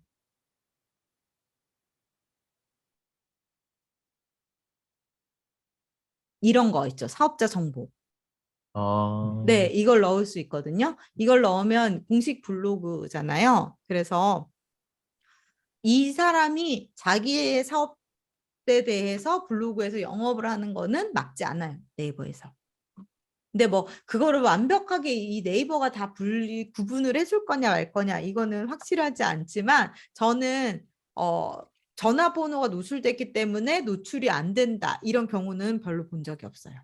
그래서 변호사님들 블로그에 하는 건 상관이 없어요. 근데 이 전화번호 노출되는 걸 막는 건 어떤 경우냐면 막 업체들에서 상위 노출 시켜준다고 다른 사람 블로그, 그러니까 제 블로그처럼 지수가 높은 블로그에 변호사님들이 준 원고 같은 거를 그냥 엎쳐가지고 거기다 그냥 남의 블로그에 그런 거를 올리고 거기에 전화번호 막 크게 써가지고 막 연락 주세요 막 이렇게 하는 경우가 많거든요.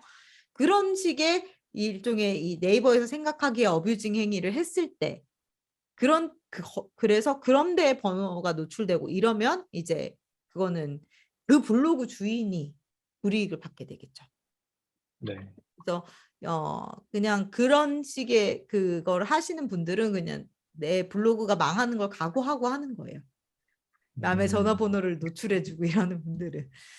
근데 그게 아니고 본인의 블로그에서는 상관이 없는 것 같습니다. 하지만 너무 전화번호를 계속 똑같은 형식으로 노출하면 그것도 약간 로봇이라는 의심을 받을 수는 있거든요. 그래서 어떨 때는 뭐 카카오톡이라든지 이런 거를 쓰시고 어떨 때는 전화번호를 쓰시고 어떨 때는 전화번호를 이미지 안에만 넣으시고 뭐 이런 식으로 변주를 좀 주시는 거는 좋을 것 같아요. 하나 또 궁금한데요. 네. 글 적을 때, 네. 뭐, 캔바 같이 이렇게, 만들어서 적잖아요. 근데 그, 그 이미지의 글자만 바꿔서 그냥 계속 똑같은 그 이미지를 쓰고 있는데, 네. 그거는 괜찮을까요? 네. 왜냐하면 똑같은 이미지가 계속 나오는 거니까, 모든 글에. 네. 근데 검색 엔진은 네. 글자도 봐요. 그림 안에 있는 글자도 봐서 완전히 똑같은 네. 이미지라고 생각은 안 하는데 너무 똑같으면 좀 그렇죠. 그래서 조금씩 바꿔주시면 좋고 그리고 이미지에도 그러니까 글자만 넣지 말고 이미지까지 있는 이런 식으로 하시면 조금 더 나을 수 있죠. 그러니까 그러면 이미지도 조금씩 바꾸실 수 있거든요. 잠깐만요. 제가 하나 보여드리면 이를테면 최근에 제가 올린 건데 이 이미지가 여기 살짝 이미지가 있잖아요. 글자가 있고 네. 이미지가 옆에 조그맣게 들어가잖아요. 그러면 요거를 계속 바꿔주시면 그래도 네이버가 보기에 이미지도 바뀌는 거라서 훨씬 낫죠. 글자만 있는 것보다 그래서 이렇게 이미지가 살짝 들어가 있는 템플릿을 쓰시는 게 좀 더 유리해요. 왜냐하면 요게 저도 똑같이 이 포스트는 아마 신청하실 때 보셨을 거예요. 요 포스트에서 쓴 거랑 같은 템플릿이에요. 근데 글자만 바꾼 거죠. 요 부분하고 요 부분하고 글자만 바꾼 거잖아요. 그렇죠? 형식은 똑같은데. 근데 요 이미지를 바꿨어서 좀 다른 이미지라고 인식을 할 가능성이 있겠죠. 그래서 템플릿을 잘 고르시는 게 굉장히 중요해요. 캔바를 하실 때는. 그거는 제가 또 캔바 하는 시간에 좀 더 자세히 알려드릴게요. 그리고 아무리 이렇게 만든 이미지를 쓰신다고 하더라도 이런 캡처한 이미지나 이런 것까지 같이 섞어서 쓰시면 너무 똑같은 이미지가 다 반복된다라고는 인식을 안 할 수도 있기 때문에 네, 괜찮은 것 같습니다.